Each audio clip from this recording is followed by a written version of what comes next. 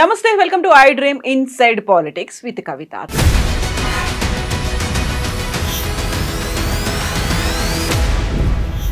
తెలంగాణలో రేవంత్ సర్కార్ వచ్చి ఇప్పటికి 10 నెలలు గడిచిన తర్వాత కూడా ఒక సమస్య ఏముంది, దాని మీద ఎలా పోరాటం చేయాలి అనేది గుర్తించడంలో ప్రతిపక్షంగా బీఆర్ఎస్ పార్టీ ఫెయిల్ అయిందా? ఎందుకని కేసీఆర్ సైలెంట్గా ఉంటున్నారు, ఐసోలేట్ అయినట్టుగా కనిపిస్తున్నారు? తెలంగాణలో ఇక వేరే సమస్యలేవి కనిపించట్లేదు లేదా? గతంలో ఉన్నటువంటి పోరాట స్ఫూర్తి అనేది ఇప్పుడు కనిపించట్లేదు అనే వాదన ఎందుకని వినిపిస్తోంది? మనతో పాటుగా ఉన్నారు తుంగతుర్తి మాజీ ఎమ్మెల్యే గాదరి కిషోర్ గారు, నమస్తే.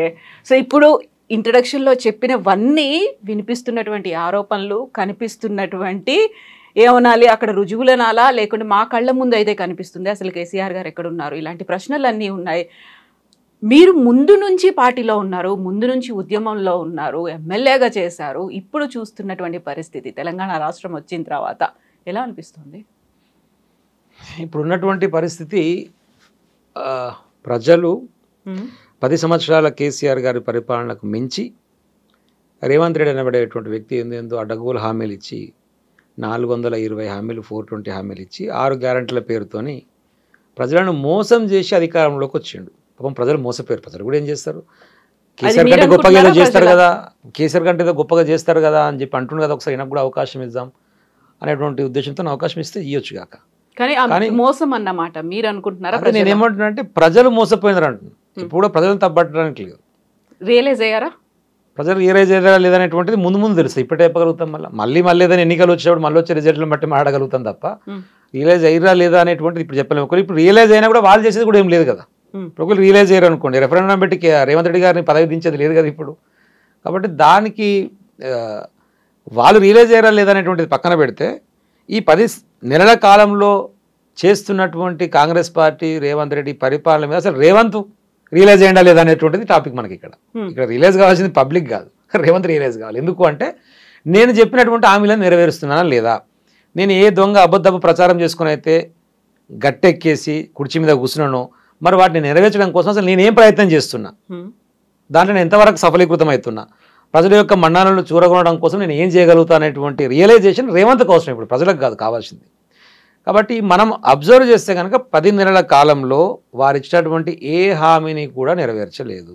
ఆయన రియలైజ్ అయ్యారా అని అనుకున్నప్పుడు గతంలో 16 పార్లమెంటు స్థానాల మీద బీఆర్ఎస్ పార్టీ ఫోకస్ పెట్టింది. అన్ని కాకపోతే కనీసం 14 అయినా గెలుచుకున్నటువంటి సిచ్యువేషన్ చూసాం. ఈసారి 0కి మాత్రమే పరిమితం అయింది అనుకుంటే ఆయన రియలైజ్ అయ్యారు, లేకుంటే ఆయన అనుకున్నటువంటి పథకాలు ఇచ్చినటువంటి హామీలలో కొంచెం ముందుకెళ్తున్నారు అనిపించలేదా ఆ రిజల్ట్ చూసి? లేదు, ఎందుకంటే పార్లమెంట్ ఎన్నికలకు పర్టికులర్గా చూసినప్పుడు భారతదేశ వ్యాప్తంగా ఒకసారి పరిశీలించి చూడాలి. మొన్న జరిగినటువంటి యుద్ధం చాలా క్లియర్గా కనపడ్డది ఏంటంటే మోడీ యాంటీ మోడీ, లేదంటే మోడీ కాంగ్రెస్, పర్టికులర్ అంటే బీజేపీ కాంగ్రెస్, ఈ 2 కూటములతో కలిసి ఉన్న వాళ్ళు మాత్రమే గెలిచారు.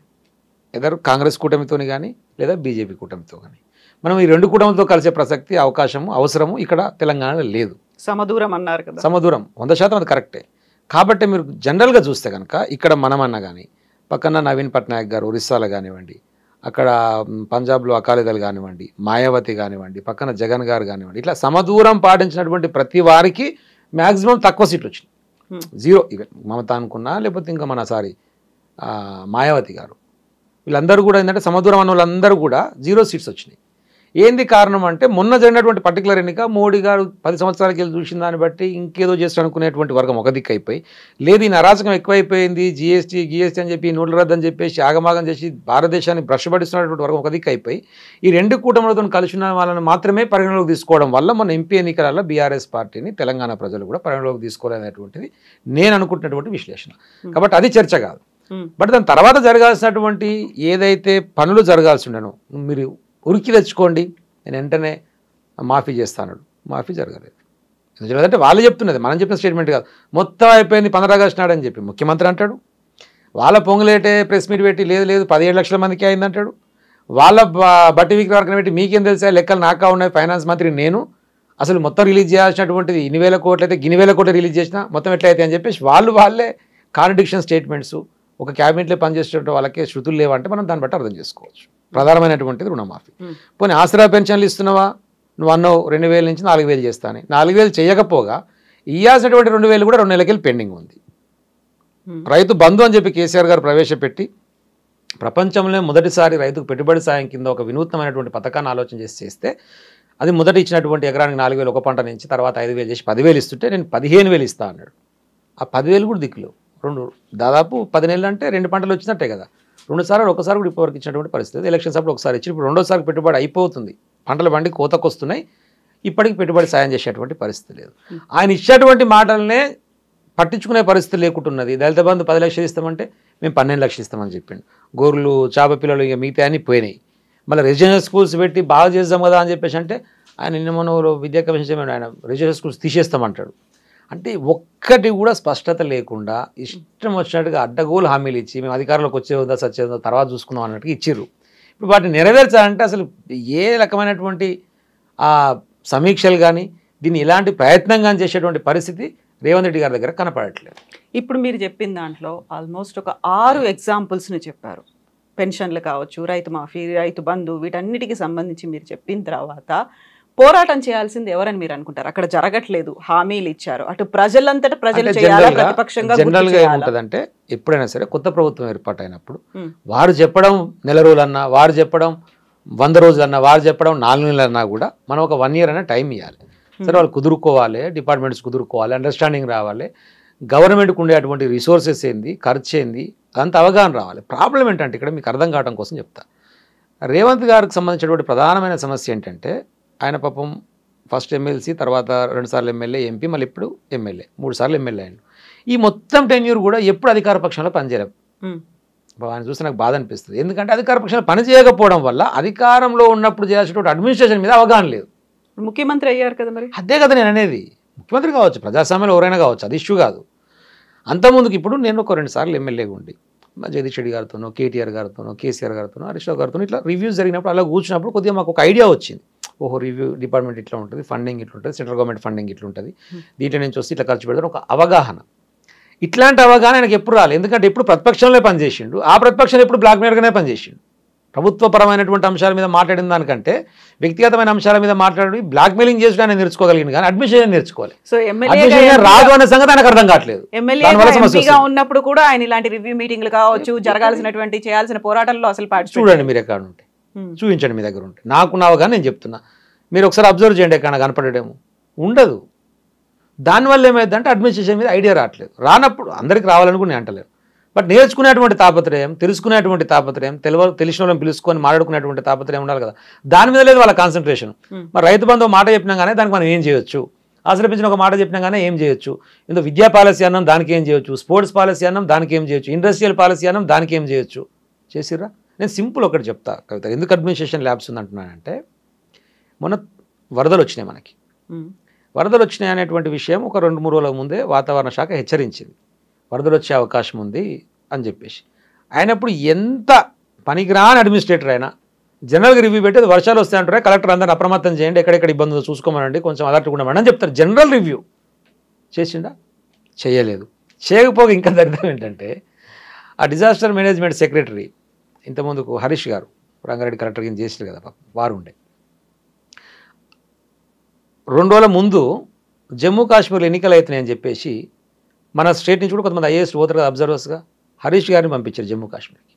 ఆయన పోయి అప్పటికి చెప్పిండు, ఇట్లా వర్షాలు వస్తాయని చెప్పేసి అంటున్నారు, నా డిపార్ట్మెంట్ నేను రేపు ఉండాల్సి వస్తుంది అని సిఎస్ గారికి, ముఖ్యమంత్రి గారికి ఇన్ఫర్మేషన్ పోయింది.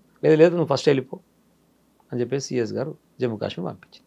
ఆయన పోయిన కరెక్ట్ 3 రోజులకు విపరీతమైన వరదలు అయిన తర్వాత మొత్తం అసెస్మెంట్ చేసి కేంద్ర ప్రభుత్వానికి మేము చెప్తే కేంద్రం సాయం చేస్తలేదని చెప్పేసి వీళ్ళు మాట్లాడితే కిషన్ రెడ్డి గారు అందరూ చూడు, అసలు మీరు ఇప్పటివరకు మాకు ఆ లెక్క చేసి ఎంత అయిందనేటువంటి ఒక లెటర్ కూడా ఇవ్వలేదు, ఏమి ఇవ్వకుండా కేంద్ర ప్రభుత్వం సాయం చేయలేదంటారు ఏంటంటే అని చెప్పి మాట్లాడారు. అది చెప్పింది వాస్తవం. ఎందుకు వాస్తవం అంటే అసలు ఆ డిపార్ట్మెంట్ సెక్రటరీ లేడు, అది మొత్తం అసెస్ చేసి లెటర్ తయారు చేసి ఇవ్వాల్సినటువంటి సెక్రటరీ జమ్మూ కాశ్మీర్లో ఉన్నాడు. పోనీ మరి సెక్రటరీ బయటికి పోయింది కదా, వేరే వాళ్ళకి ఇన్ఛార్జ్ అని ఇస్తారు, కనీసం ఇన్ఛార్జ్ కూడా వర్క్ ఇవ్వలేదు. ఉట్టినప్పుడు ఎలక్షన్ కమిషన్కి మాట్లాడి మళ్ళీ హరీష్ గారికి పిలిపించి ఆయన ప్లేస్లో ఇంకొకరు రిప్లేస్ చేసి అప్పుడు ఆయనతో మొత్తం అసెస్ చేయించి ఒక లెటర్ తయారు చేసి కేంద్ర ప్రభుత్వం పెట్టారు. ఇది పరిస్థితి. మరి దీన్ని అడ్మినిస్ట్రేషన్ అంటారు ఏమంటారు మీరు చెప్పండి. నేను చెప్పింది వాస్తవం కాదు, మీరు కనుక్కొని మాట్లాడండి. అడ్మినిస్ట్రేషన్ అంటే ఏంటి అనేది తెలుసు, ప్రజా పోరాటాలు అంటే ఏంటి తెలుసు, ఎలా సాధించుకోవాలి తెలుసు, సమస్యలు అంటే ఏంటి, ప్రజలకి ఏది అవసరము అనేది తెలుసు, వాళ్ళ నాడి తెలుసు. ఇన్ని తెలిసినటువంటి కేసీఆర్ ఎక్కడున్నారు అసలు? మరి ఇన్ని జరుగుతున్నాయి అనుకున్నా ప్రజాక్షేత్రంలో అంటే బయట తిరగాలి, మాట్లాడాలి, పోరాడాలి. ఓటమి తర్వాత మొట్టమొదట కృష్ణా రివర్ కు సంబంధించిన దాన్ని మేము వాళ్ళకి అప్పజెప్పకుండా ఆపి, మేము ఎట్టి పరిస్థితులు మీకు అప్పజెప్పే ప్రసక్తే లేదు అని చెప్పేసి ఆపిన దాన్ని వీళ్ళకి అవగాహన లేక, తెలివి లేక అప్పజెప్తున్నారు అని చెప్పేసి చెప్పగానే ఫస్ట్ మీటింగ్ పెట్టింది నల్గొండ జిల్లాలోనే కదా. చాలా పెద్ద మీటింగ్ పెట్టి కేసీఆర్ గారు వచ్చి ఆ మీటింగ్ పెట్టినాక అదే రోజు రాత్రి నెక్స్ట్ డే ఇమీడియట్గా లేదు మేము అట్లా అనలేదు, అప్పచెప్తలేము, మేము వెనక్కి తీసుకుంటాం అని చెప్పేసి మాట్లాడింది. దాని విజయం ఎవరిది? గడిచింది మాదే కదా. దాని తర్వాత పంట పొలాలు ఎండిపోయినాయి కదా. పంట పొలాలు ఎండిపోతే వాడి పరిశీలన కోసం వచ్చింది ఎవరు? కేసీఆర్ గారి పరిశీలన కోసం వచ్చిన తర్వాతనే కదా నువ్వు నష్టపరిహారం ప్రకటించింది. అంతమంది పట్టించుకున్నదే లేదు కదా. దాని గురించి కొట్లాడింది ఎవరు? కేసీఆర్ గారే కదా. దాని తర్వాత ఎంపీ ఎన్నికల కోసం ప్రచారంలోనే ఉన్నాం కదా. ఇప్పుడు జరుగుతున్నటువంటి విషయాలు కూడా ఏంటంటే, ఈ జరుగుతున్నటువంటి అన్ని విషయాల మీద ప్రజలకు కూడా అర్థం కావాలి. కొంతకాలం ప్రజలు కూడా చూడాలి ఈయన ఏమి చేయగలుగుతాడు, ఏం చేయలేడు అని చెప్పేసి. మొదట్లో మనం చేసినటువంటి దానికి ఏమంటే మనం రెమెడీ చూపిస్తూ ఉంటే రెమెడీ చేస్తున్నాడు కదా. మరి ఇప్పుడు ఆయన కూడా కేసీఆర్ గారు ఉన్నారు, మీరు బయటికి వెళ్తారు, కేసీఆర్ గారు బయటికి వెళ్ళాడు కాదు, నువ్వేం చేస్తున్నావు నువ్వు చెప్పు కదా అంటే. ఇప్పుడు వరదలు వచ్చినాయి, ఏం చేయాలి, దానికోసం ఏం చేస్తావు చెప్పు అంటే దాని గురించి మాట్లాడకుండా పేదోళ్ళ ఇళ్ళ మీద పడేసి కూలగొట్టి నాశనం వచ్చేట్టు చేస్తా అని చెప్పేసి చేసుకునేటువంటి హైడ్రాను పీడ్రాను పెట్టి తిరుగుతున్నాడు కదా. అది చేసేటువంటి పరిస్థితి ఉన్నది. ఇదేందన్నట్టు? ప్రతిపక్షంగా మా పాత్ర పోషించాల్సిందే, రాజకీయ పార్టీగా మా పాత్ర పోషించాల్సిందే, ప్రజల మధ్యలో ఉండాల్సిందే. మేము ఓడిపోవడానికి గల కారణాలను అన్వేషించుకొని వాటిని పూర్తిగా ఒకసారి మళ్ళీ పార్టీగా సమీక్షించుకొని మళ్ళీ ప్రజల యొక్క మన్ననలు చూరగొని మళ్ళీ రేపు అధికారంలో ఎక్కడ రావాలో మా ప్రయత్నం మేము ఉంటాం. మా పనే అది కదా. మాకు ఇంకోటి వేరేది వ్యాపారం లేదు, వ్యవసాయం లేదు, రాజకీయం తప్ప. కాబట్టి మా పనే ఇది, దీని మీదనే ఉంటాం. దానికి అనుమానం లేదు. మేము చేయాల్సింది చేస్తూనే ఉన్నాం. ఎక్కడైనా కూడా హరీష్ రావు గారు స్పందిస్తూనే ఉన్నారు కదా. ఎక్కడైనా కూడా కేటీఆర్ గారు స్పందిస్తూనే ఉన్నారు కదా. మా దగ్గర అనుకోండి జగదీష్ రెడ్డి గారు స్పందిస్తూనే ఉన్నారు కదా. ఇప్పుడు సోషల్ వెల్ఫేర్ స్కూళ్ళలో బాగాలేదు, పోలేదా మా వాళ్ళు టీమ్గా పోయి పరికరించలేదా? వరదలు వచ్చినాయి, ఖమ్మం పోతే ఎందుకు వచ్చింది ఇష్యూ? ఖమ్మం మొత్తం ఎమ్మెల్యేల బృందం పోతున్నాయి కదా. ఎమ్మెల్యేల బృందం మీద దాడి చేసి లేదా కాంగ్రెస్ వాళ్ళు? పోతేనే కదా జరిగింది. ఫీల్డ్లో లేకుండా ఇదైతే జరుగుతుంది. ఇప్పుడు మేము రైతుకు సంబంధించినటువంటి ఏదైతే రుణమాఫీ ఉన్నదో మీరు పూర్తి స్థాయిలో చేయలేదు అని చెప్పేసి మేము ఒక ధర్నా పెట్టినాం. ధర్నా పెడితే నా తుంగతుర్తి నియోజకవర్గం తిరుమలగిరి హెడ్ క్వార్టర్లో పెట్టిన మా శిబిరం మీద కూడా దాడి చేశారు కదా. ప్రజాక్షేత్రంలో లేకపోతే ఎందుకు జరుగుతాయి మరి? కాబట్టి ప్రజాక్షేత్రంలో ఉండడం అంటే బీఆర్ఎస్ పార్టీ కేసీఆర్ అనేటువంటిది ఎప్పుడు కూడా ఒక శక్తిలాగా ఉంటుంది. మీరు కేసీఆర్ ఏమో వ్యక్తికి పరిమితమై చూస్తాడు, మేము వ్యక్తికి పరిమితమై చూడం. కేసీఆర్ అంటే వ్యవస్థకు పరిమితమై చూస్తాం మేము. కేసీఆర్ గారు గాదర్ కిషోర్ బయట ఉండడం అంటే కేసీఆర్ ఉన్నట్టే, కేటీఆర్ బయట ఉన్నాడంటే కేసీఆర్ ఉన్నట్టే, జగదీష్ రెడ్డి బయట ఉన్నాడంటే కేసీఆర్ ఉన్నట్టే, కౌశిక్ రెడ్డి బయట తిరుగుతున్నా అంటే కేసీఆర్ ఉన్నట్టే. ఉంటేనే కదా ఇవన్నీ ఉండేది. కౌశిక్ రెడ్డి పేరు వచ్చింది కాబట్టి కరెక్ట్గా హైకోర్టు అనేది 4 వారాల గడువు విధించింది. ఇప్పటికీ ఆల్మోస్ట్ 3 వారాలు గడిచిపోయిన తర్వాత మిగిలింది ఒకే ఒక వారం. అసలైనటువంటి జరగాల్సిన చర్చ అంతా పక్కదారి పట్టింది అనిపించలేదా? కౌశిక్ రెడ్డి ఎంటర్ అయిన తర్వాత ఆయన చీర గాజులు అవన్నీ చూపించిన తర్వాత అవన్నిటిని కూడా కేసీఆర్ చెప్పించారా, చేయించారా? ఇప్పుడు మీరు అన్నారు గాదర్ కిషోర్ బయట ఉన్నారంటే కేసీఆర్ మాటే, లేకుంటే కేసీఆర్ వల్లే ఆయన బయట ఉన్నాడు, ఆయన ఏం చెప్తే అది చేస్తాడు. ఇక్కడ ఇక్కడ చెప్పాల్సింది ఏంటంటే ఎప్పుడు కూడా కొన్ని సందర్భాలు ఏమవుతాయి అంటే కొన్ని మాట్లాడుకున్నప్పుడు కొన్ని వ్యక్తిగతానికి దారి తీస్తాయి. పార్టీ పరంగా ఉండేటువంటివేమో ఇప్పుడు పార్టీ పరంగా ఎట్లుంటాయంటే హైడ్రా మీద పార్టీ స్టాండ్ ఏంటంటే ఒక పార్టీ పరమైన స్టాండ్ ఉంటుంది. ఎగ్జాక్ట్లీ అట్లా కొన్ని పార్టీ పరమైన స్టాండ్స్ ఉంటాయి. ఇప్పుడు నేనున్నా అనుకోండి, మీరు ఏదైనా కొన్ని క్వశ్చన్స్ అడిగినప్పుడు నేను చాలా స్పష్టంగా ఏమని చెప్తా అంటే ఇది నా వ్యక్తిగతమైన అభిప్రాయం అని చెప్తా. పార్టీలో ఉన్నా కూడా నాకు కొన్ని వ్యక్తిగతమైన అభిప్రాయాలు ఉంటాయి కదా. కాబట్టి అక్కడ జరిగినటువంటి సందర్భంలో చీరలు ఇచ్చిరాపో గాజులు ఇచ్చిరాపో అని చెప్పేసి కేసీఆర్ గారు ఏం ఫోన్ చేసి కౌశిక్ రెడ్డి గారికి చెప్పారు. అక్కడ జరుగుతున్నటువంటి పరిణామాలు ఒకరోజు వాళ్ళు ప్రెస్ పెట్టి ఒకరోజు వీళ్ళు ప్రెస్ పెట్టి వాళ్ళ మధ్యన జరుగుతున్నటువంటి ఒక యుద్ధ వాతావరణంలో కొన్ని సందర్భాలు కొన్ని స్టాండ్స్ తీసుకుంటారు. నాయకులుగా వాళ్ళకు ఉండేటువంటి ఇండివిజువల్తో తీసుకుంటారు. అక్కడ జరిగినటువంటి పరిస్థితి ఏంటి అంటే మీరు ఎందుకు ఇట్లా చేస్తున్నారు అనేటువంటి దాన్ని ఎస్టాబ్లిష్ చేయడం కోసం ఆయనకు తోచిన ఆలోచనలు అట్లా చేసి ఉండొచ్చు. తప్ప ఒప్పు అనేటువంటిది వేరే. అట్లా తప్ప ఒప్పుల గురించి మాట్లాడితే ఈ రాష్ట్రంలో మొట్టమొదట తప్పు చేస్తున్నటువంటి ఇష్టం వచ్చినటువంటి మాట్లాడుతున్నటువంటి దిగజారుడు రాజకీయం చేసినటువంటి వ్యక్తి ఎవరు అంటే రేవంత్ రెడ్డి. అట్లా మాట్లాడాల్సి వస్తాయి. అవన్నీ కూడా మళ్ళీ లింక్ అంతా కేసీఆర్ వైపు లేదు కదా. కేసీఆర్ గారు ఏ రోజు కూడా as a administrator as a ముఖ్యమంత్రిగా ఏ ఒక్కనాడు ఒక తప్పుడు పదజాలం మాట్లాడలేదు. నేను దేనికైనా సిద్ధం, మీరు ఎక్కడ చూపిస్తారో చూపించండి రికార్డు. కేసీఆర్ లాగా తొండలు వదిలి పెడతాం ఈ లాంగ్వేజ్ ఎప్పుడు మాట్లాడండి? కేసీఆర్ ఇంటి మీద వాళ్ళని కాకి నా ఇంటి మీద వాళ్ళతే కాల్ చేస్తాం మాట్లాడండి. ఎప్పుడైనా చూపిరు? నాకు ఎప్పుడు చూపించండు? కలిసి ఉండాలి, తెలంగాణ వచ్చింది, గొడవలు వద్దు, ఆంధ్ర తెలంగాణ అనేటువంటిది మనకు ఫిజికల్గా విడిపోవడం, భౌతికంగా విడిపోవడం అంటే భూభాగానికి సంబంధించే మానసికంగా ఉన్నటువంటి ఆంధ్ర వాళ్ళని ఇబ్బంది పెట్టొద్దు, హైదరాబాద్ బ్రాండ్ ఇమేజ్ని చెడగొట్టొద్దు, మంచి రక్షణ ఇవ్వాలి, మంచి నీళ్లు తెచ్చుకోవాలి, మంచి కరెంట్ ఇవ్వాలి, హైదరాబాద్లో పెట్టుబడులను ఆహ్వానించాలి, ఇది చెప్పింది కేసీఆర్ గారు. ఎప్పుడు రెచ్చగొట్టే వ్యాఖ్యలు చేయలేదు. ఒక చిన్న సంఘటన చూపిస్తారా నాకు? 10 సంవత్సరాల తెలంగాణ పోలీస్కి బెస్ట్ అవార్డ్స్ ఇచ్చారు కదా, శాంతియుతమైనటువంటి వాతావరణం నెలకొల్పారని చెప్పేసి.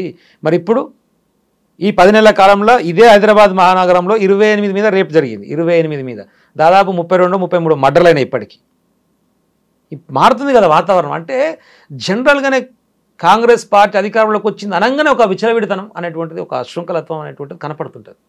ఇప్పుడు కౌశిక్ రెడ్డి తీసుకొచ్చినటువంటి వాదన అదంతా పక్కదారి పట్టిందేమో అని నాకు అనిపిస్తుంది. కోర్టులో కేసేశారు, కోర్టు ఒక తీర్పునిచ్చింది, ఒక డెసిషన్ తీసుకోవాల్సినటువంటి పరిస్థితి ఉంది, దాని మీద ఏం జరుగుతుంది, ఆ తర్వాత నెక్స్ట్ ఏంటి అనేది ఆలోచించకుండా చీరాగాజులే కాదు, ఆ తర్వాత నువ్వు వచ్చి ఆంధ్ర నుంచి వచ్చి ఇక్కడ సెటిల్ అయ్యావు అనేటువంటి ఒక మాట గతంలో అరికపూడి గాంధీని అన్నారు.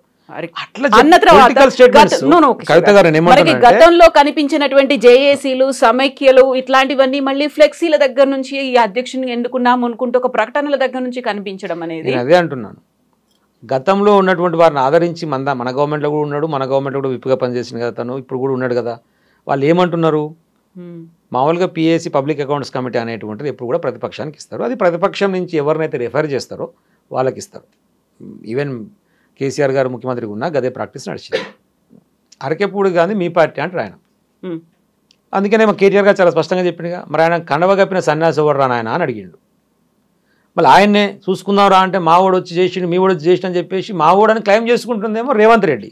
ఆయన మా పార్టీ కాదు అంటుందేమో శ్రీధర్ బాబుని. ఇందాక అన్నదానికి వాళ్ళకే శృతులు కలవు అనేటువంటి ఉద్దేశం అదే.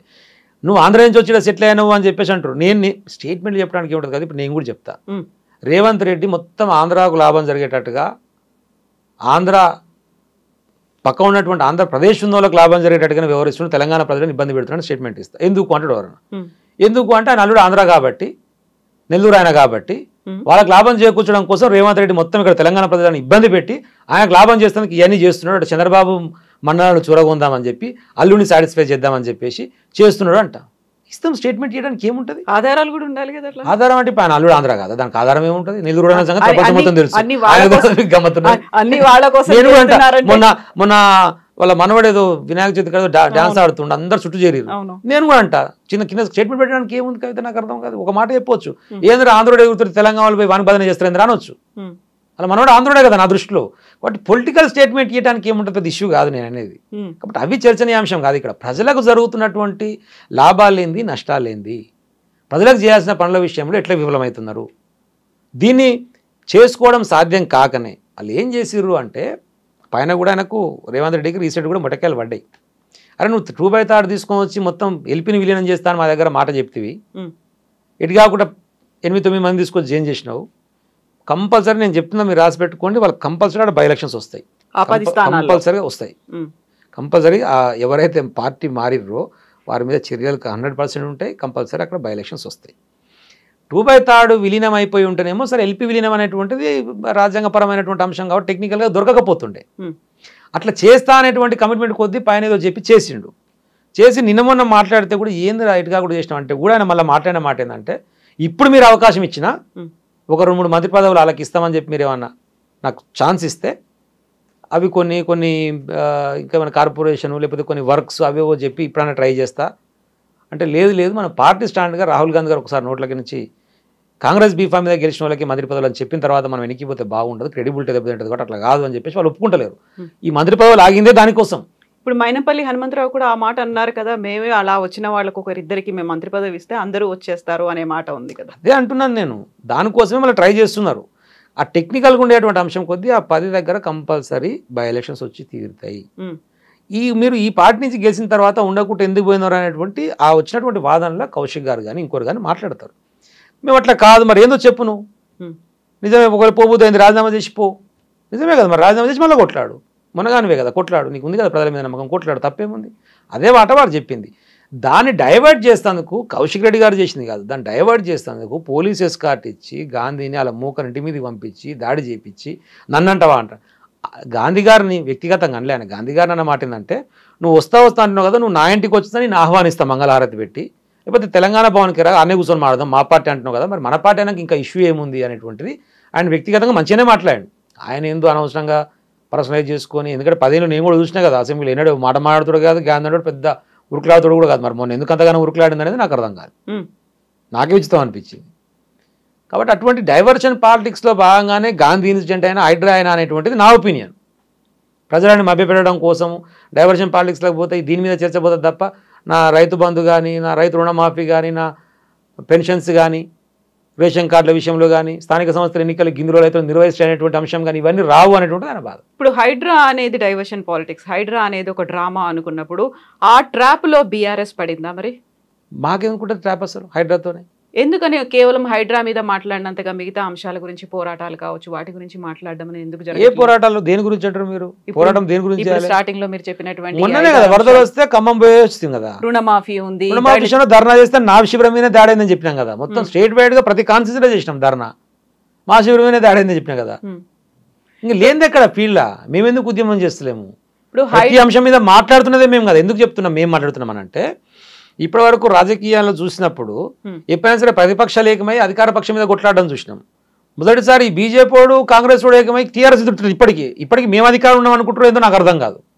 అంటే ఇంకా వాళ్ళకే నమ్మకం లేదు కాంగ్రెస్ వాళ్ళకి మేము అధికారంలో ఉన్నాము అని చెప్పి. ఈ బీజేపీ వాళ్ళకి అంతకడ తలకాయలేదు. ఎందుకంటే మాట్లాడితే మీరు చూడండి, ఏ బీజేపీ నాయకుడు మాట్లాడినా ఇప్పటికీ కేసీఆర్ మీరు విమర్శిస్తారు. చేయాల్సింది రేవంత్ రెడ్డి కదా, ఆయన మీద కదా మాట్లాడాల్సింది. ఆయన మీద మాట్లాడకుండా మీరేం చేస్తారని చెప్పి మాట్లాడతారు. మేం చేస్తూ కాదు, చేస్తే అధికారంలో ఉన్నది కేంద్ర ప్రభుత్వం, నువ్వు రాష్ట్రంలో ఉన్నది కాంగ్రెస్ పార్టీ, చేయాల్సిన బాధ్యత మీ ఇద్దరి మీద ఉన్నది.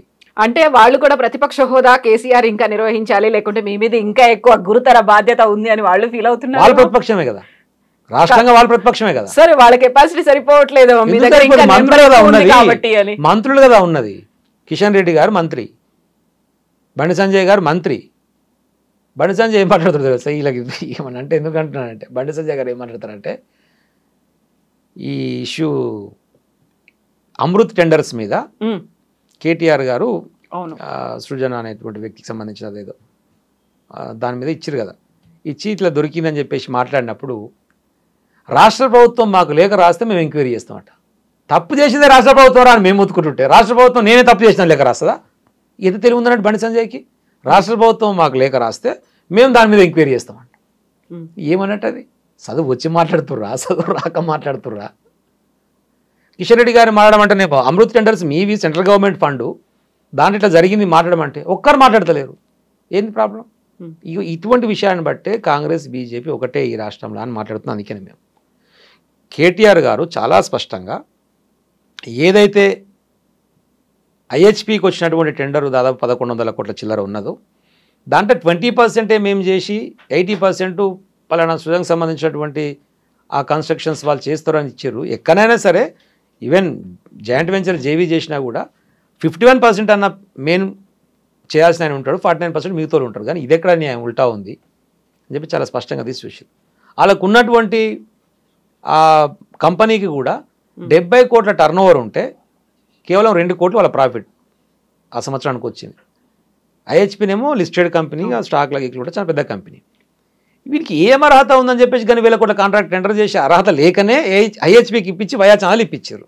ఇక్కడ ప్రాబ్లం ఏంటి ఇప్పుడు అంటే, నిజంగా కూడా రేవంత్ రెడ్డి ఆ సృజను రేవంత్ రెడ్డికి బామ్మార్ది అని ఎస్టాబ్లిష్ చెప్పడం వెనకాల కారణం ఏంటంటే, మన రాజ్యాంగంలో ఉన్నదాని ప్రకారము, ఆర్టికల్ ప్రకారము ఒక ముఖ్యమంత్రి కానీ ఒక క్యాబినెట్ ఉన్నటువంటి మంత్రులు కానీ వాళ్లకు సంబంధించినటువంటి బ్లడ్ రిలేషన్స్కి కానీ సొంత వాళ్ళకి కానీ ఎలాంటి ప్రాఫిట్ చేసేటువంటి పనులు చేయొద్దు.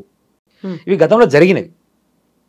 అశోక్ చౌహాన్ అని చెప్పేసి మహారాష్ట్రలో ముఖ్యమంత్రిగా ఉన్న ఆయన అప్పుడు జవాన్లకు ఏదో హౌసింగ్ సొసైటీ లాంటిది డెవలప్ చేసి ప్లాట్స్ ఇచ్చారు. దాంట్లో ఆయన సొంత అత్తకు కూడా ఒక ప్లాట్ ఇచ్చాడు.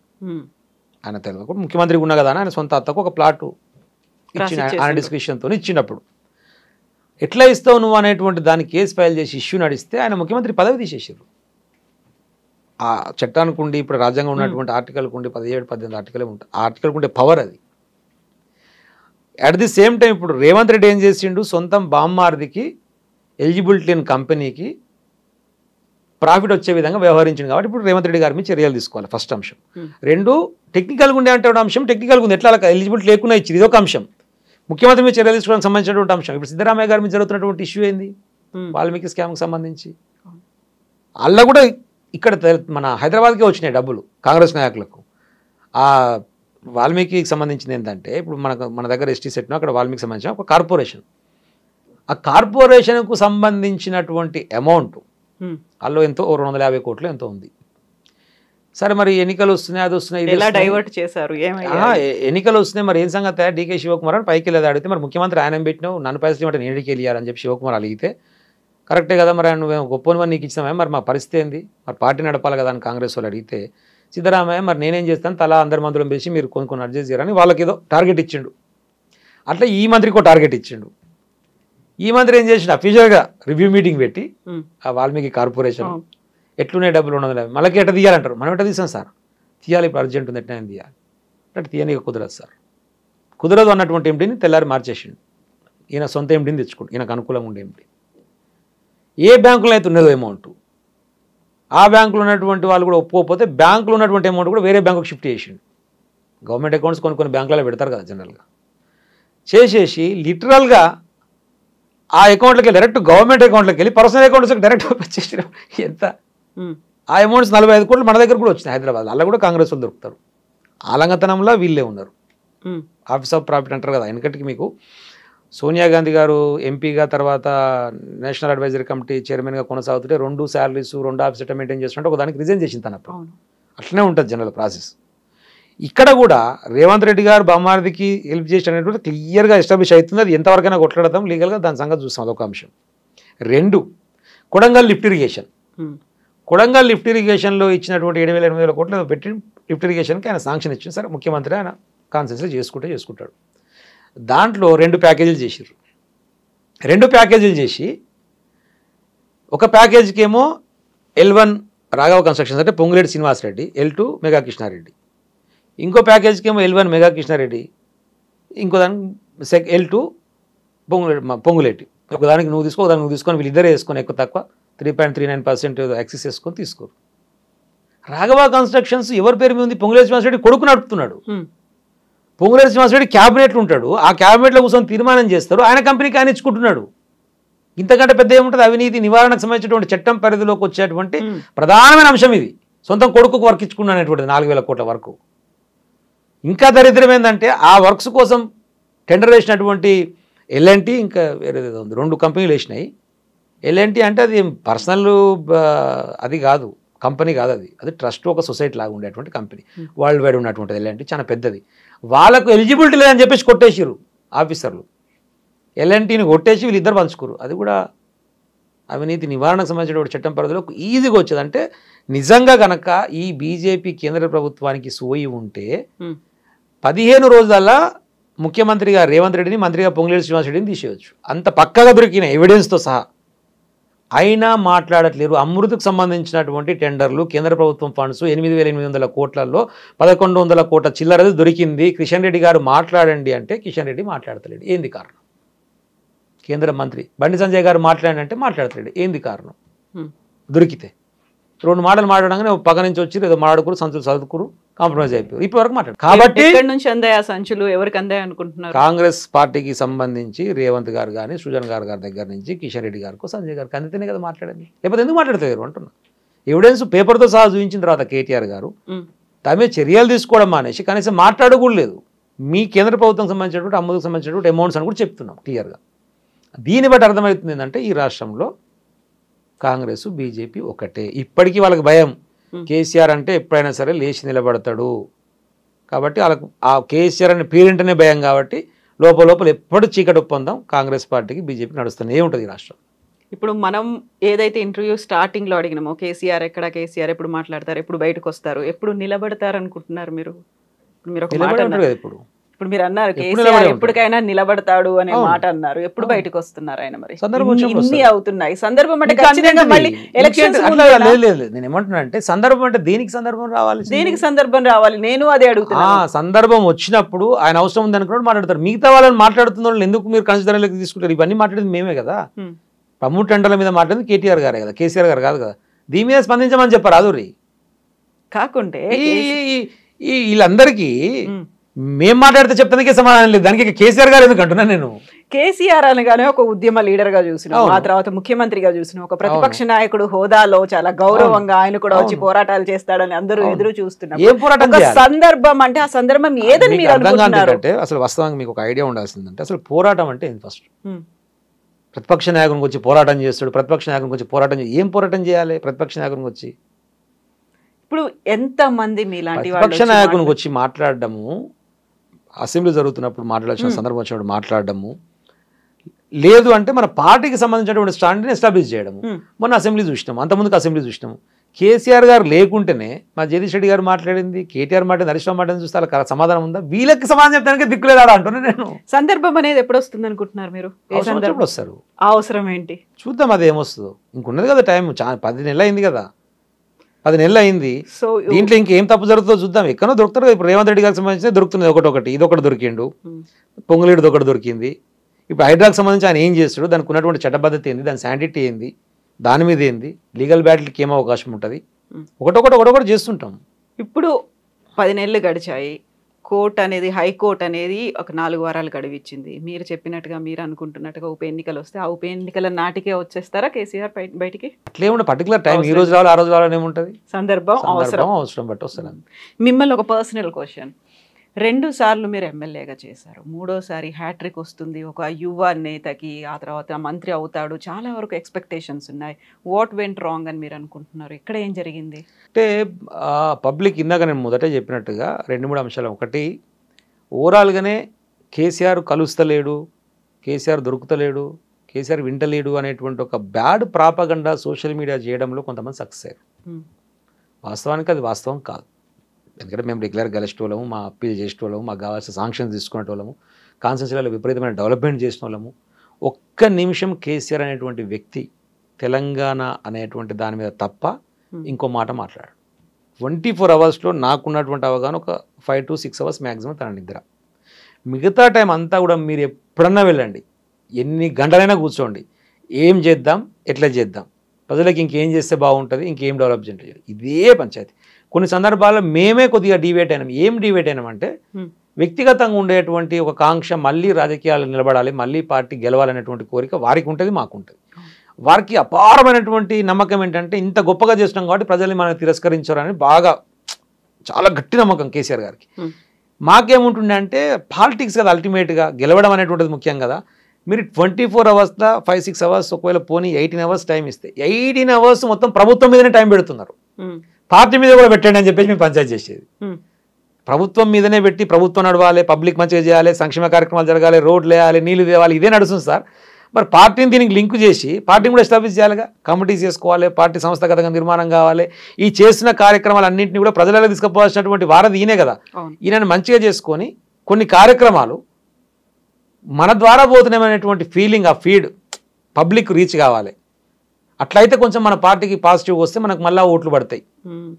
అంటే ఏంది అంటే ఇప్పుడు రైతు బంధు డైరెక్ట్ నువ్వు అకౌంట్లో వేసినావు, వేసేసరికి ఏమైపోయింది, ఏందో వచ్చినాయి అంటే వచ్చినాయి, ఎవరిచ్చిరు, ఏం చేసిరు అనేటువంటి ఏదైతే దారం ఉంటుందో ఆ లింక్ మిస్ అవుతుందని నేను కూడా చాలాసార్లు వాదించి మళ్ళీ ఏముండే, నాకు ఎగ్జాంపుల్ దళిత బంధు ఇచ్చారు, ధన్మ అని చెప్పేసి అప్పటి వరకు ఎట్లుంటుండే అంటే ఒక ₹1,00,000 ఇస్తే 20,000 పర్సన్ లోన్ తెచ్చుకొని పెట్టుకుంటే 80,000 అట్లా సబ్సిడీ ఉంటుండే. సార్ ఒకటే సార్ ఆ ₹1,00,000 మండలానికి 2-3 లోన్ వస్తుండే. అటువంటిది 10 లక్షలు ఒకేసారి వచ్చేసరికి అప్పుడు కూడా చాలా పెద్ద డిబేట్స్. అంటే ఒక 2-3 సార్లు రివ్యూ పెట్టిండు ఆయన, ఇంట్రడక్షన్ చెప్పిండు, ఆయన వ్యూ చెప్పిండు, ఏం చేయాలనుకుంటున్నా అసలు నేను ఎందుకు పెడుతున్నా అని. బట్ ఆయన చెప్పినటువంటి ఏదైతే అబ్జర్వేషన్, ఆ అవగాహన ఉందో దాన్ని ఇంప్లిమెంటేషన్కి తీసుకురావడంలో కంపల్సరీ చెప్పినట్టు ఉన్నట్టు ఉండదు. ఇంప్లిమెంటేషన్ వచ్చేసరికి కొన్ని టెక్నికల్గా ఉండే ఇష్యూస్, కొన్ని రూల్స్, రెగ్యులేషన్స్, జీవోస్ కొన్ని అడ్డం పడతాయి. ఆఫీసర్స్ కూడా అంత ఈజీగా ఫ్లెక్సిబుల్గా మనం చెప్పినటువంటి మాట అంత ఫ్లెక్సిబుల్గా పోయినప్పుడు అప్పుడు కూడా మేము ఏమన్నామంటే 10 lakhs కాదు సార్, అవసరమైతే 5 lakhs ఇద్దాము, ఇచ్చేసి ఇద్దరు సాటిస్ఫై చేస్తే ఎక్కువ మందిని సాటిస్ఫై చేసే అవకాశం ఉంటుంది, పొలిటికల్గా మనకు లాభం అవుతుంది, ఆటోమేటిక్గా మనం గెలవాలి అని ఉంటుంది కదా, మనం ఓట్లు తెచ్చుకొని ఉంటుంది కదా. అంటే కూడా లేదు అరే నువ్వు ఏందిరా నాకు అర్థం కాదు, జాతిలో పుట్టి నువ్వు తక్కువ ఏమంటావు, ఎక్కువ ఏమని కొట్టాలి కానీ అని చెప్పి ఈవెన్ నన్ను కూడా కోప్పడ్డాడు. ఆయన ఐడియాలో తప్పులేదు. బట్ పబ్లిక్ ఏమైపోయింది అంటే ఈ డైరెక్ట్ అనేటువంటిది వచ్చేసరికి ఎక్కడ కూడా మనకు లింక్ లేకుండా మన ఇప్పుడు నా దగ్గర తిరుమలగిరి మండలంలో 2700 కుటుంబాలకు 270 కోట్లు ఇప్పించిన ఒక పైలట్ ప్రాజెక్ట్ కింద 4 మండలాలు నాది ఒక మండలం. 2700 కుటుంబాలలో ఒక్కరు కూడా నన్ను ఒకనాడు కలవలేదు, ఒకనాడు నాకు పరిచయం లేదు. ఒకసారి నాకు ఒక 10 లక్షలు వచ్చినా ఒక స్వీట్ ముక్కు ఇచ్చినోడు కూడా లేడు. అంత డైరెక్ట్ వచ్చిన తర్వాత దాని లేకుండానే వచ్చింది లింక్ మిస్ అయింది అనేటువంటి ఎమ్మెల్యే ఏం చేసిండో నాకు వచ్చేసింది. అంటే ఇంకా ఏమంటారు, ఒక ఎగ్జాంపుల్ చెప్తాను. నేను ఒకరోజు ఒక విలేజ్లో ఉపన్యాసం చెప్పిన, మొత్తం ఏదో కళ్యాణ లక్ష్మి దేనికో పోయిన మొత్తం ఉపన్యాసం ఇట్లా కేసీఆర్ గారు వచ్చిన తర్వాత మనకు ఆసరా పెన్షన్ 2200 నుంచి అయింది, తర్వాత కళ్యాణ లక్ష్మి ఇస్తున్నారు. ఇంతకుముందు మనం ఎన్నికలలో చెప్పకపోయినా ఆడపిల్ల పెళ్లికి ఇబ్బంది పడొద్దని ఇట్లా చేస్తున్నాడు. ఈవెన్ గర్భిణీ స్త్రీకి ఇట్లా కేసీఆర్ కిట్ ఇస్తున్నారు, చదువుకుంటామనేటువంటి పిల్లలకు గురుకుల పాఠశాలలు కట్టిస్తున్నారు. మనం ఇన్ని రోడ్లు తీసుకొచ్చినాం, పిఆర్ డిపార్ట్మెంట్లో ఆర్ఎన్బిల్ ఇన్ని రోడ్లు తీసుకొచ్చినాం, ఇరిగేషన్లో చెరువులు బాగు చేసుకున్నాం, తాగునీటి కోసం మిషన్ భగీరథ బాగు చేసుకున్నాం, రైతులకు మంచిగా పెట్టుబడి సాయం చేయాలని చెప్పేసి రైతు బంధు తీసుకొచ్చినాం, ఎవరైనా రైతు చనిపోతే రైతు బీమా కింద 5 లక్షల రూపాయలు ఇస్తున్నాం.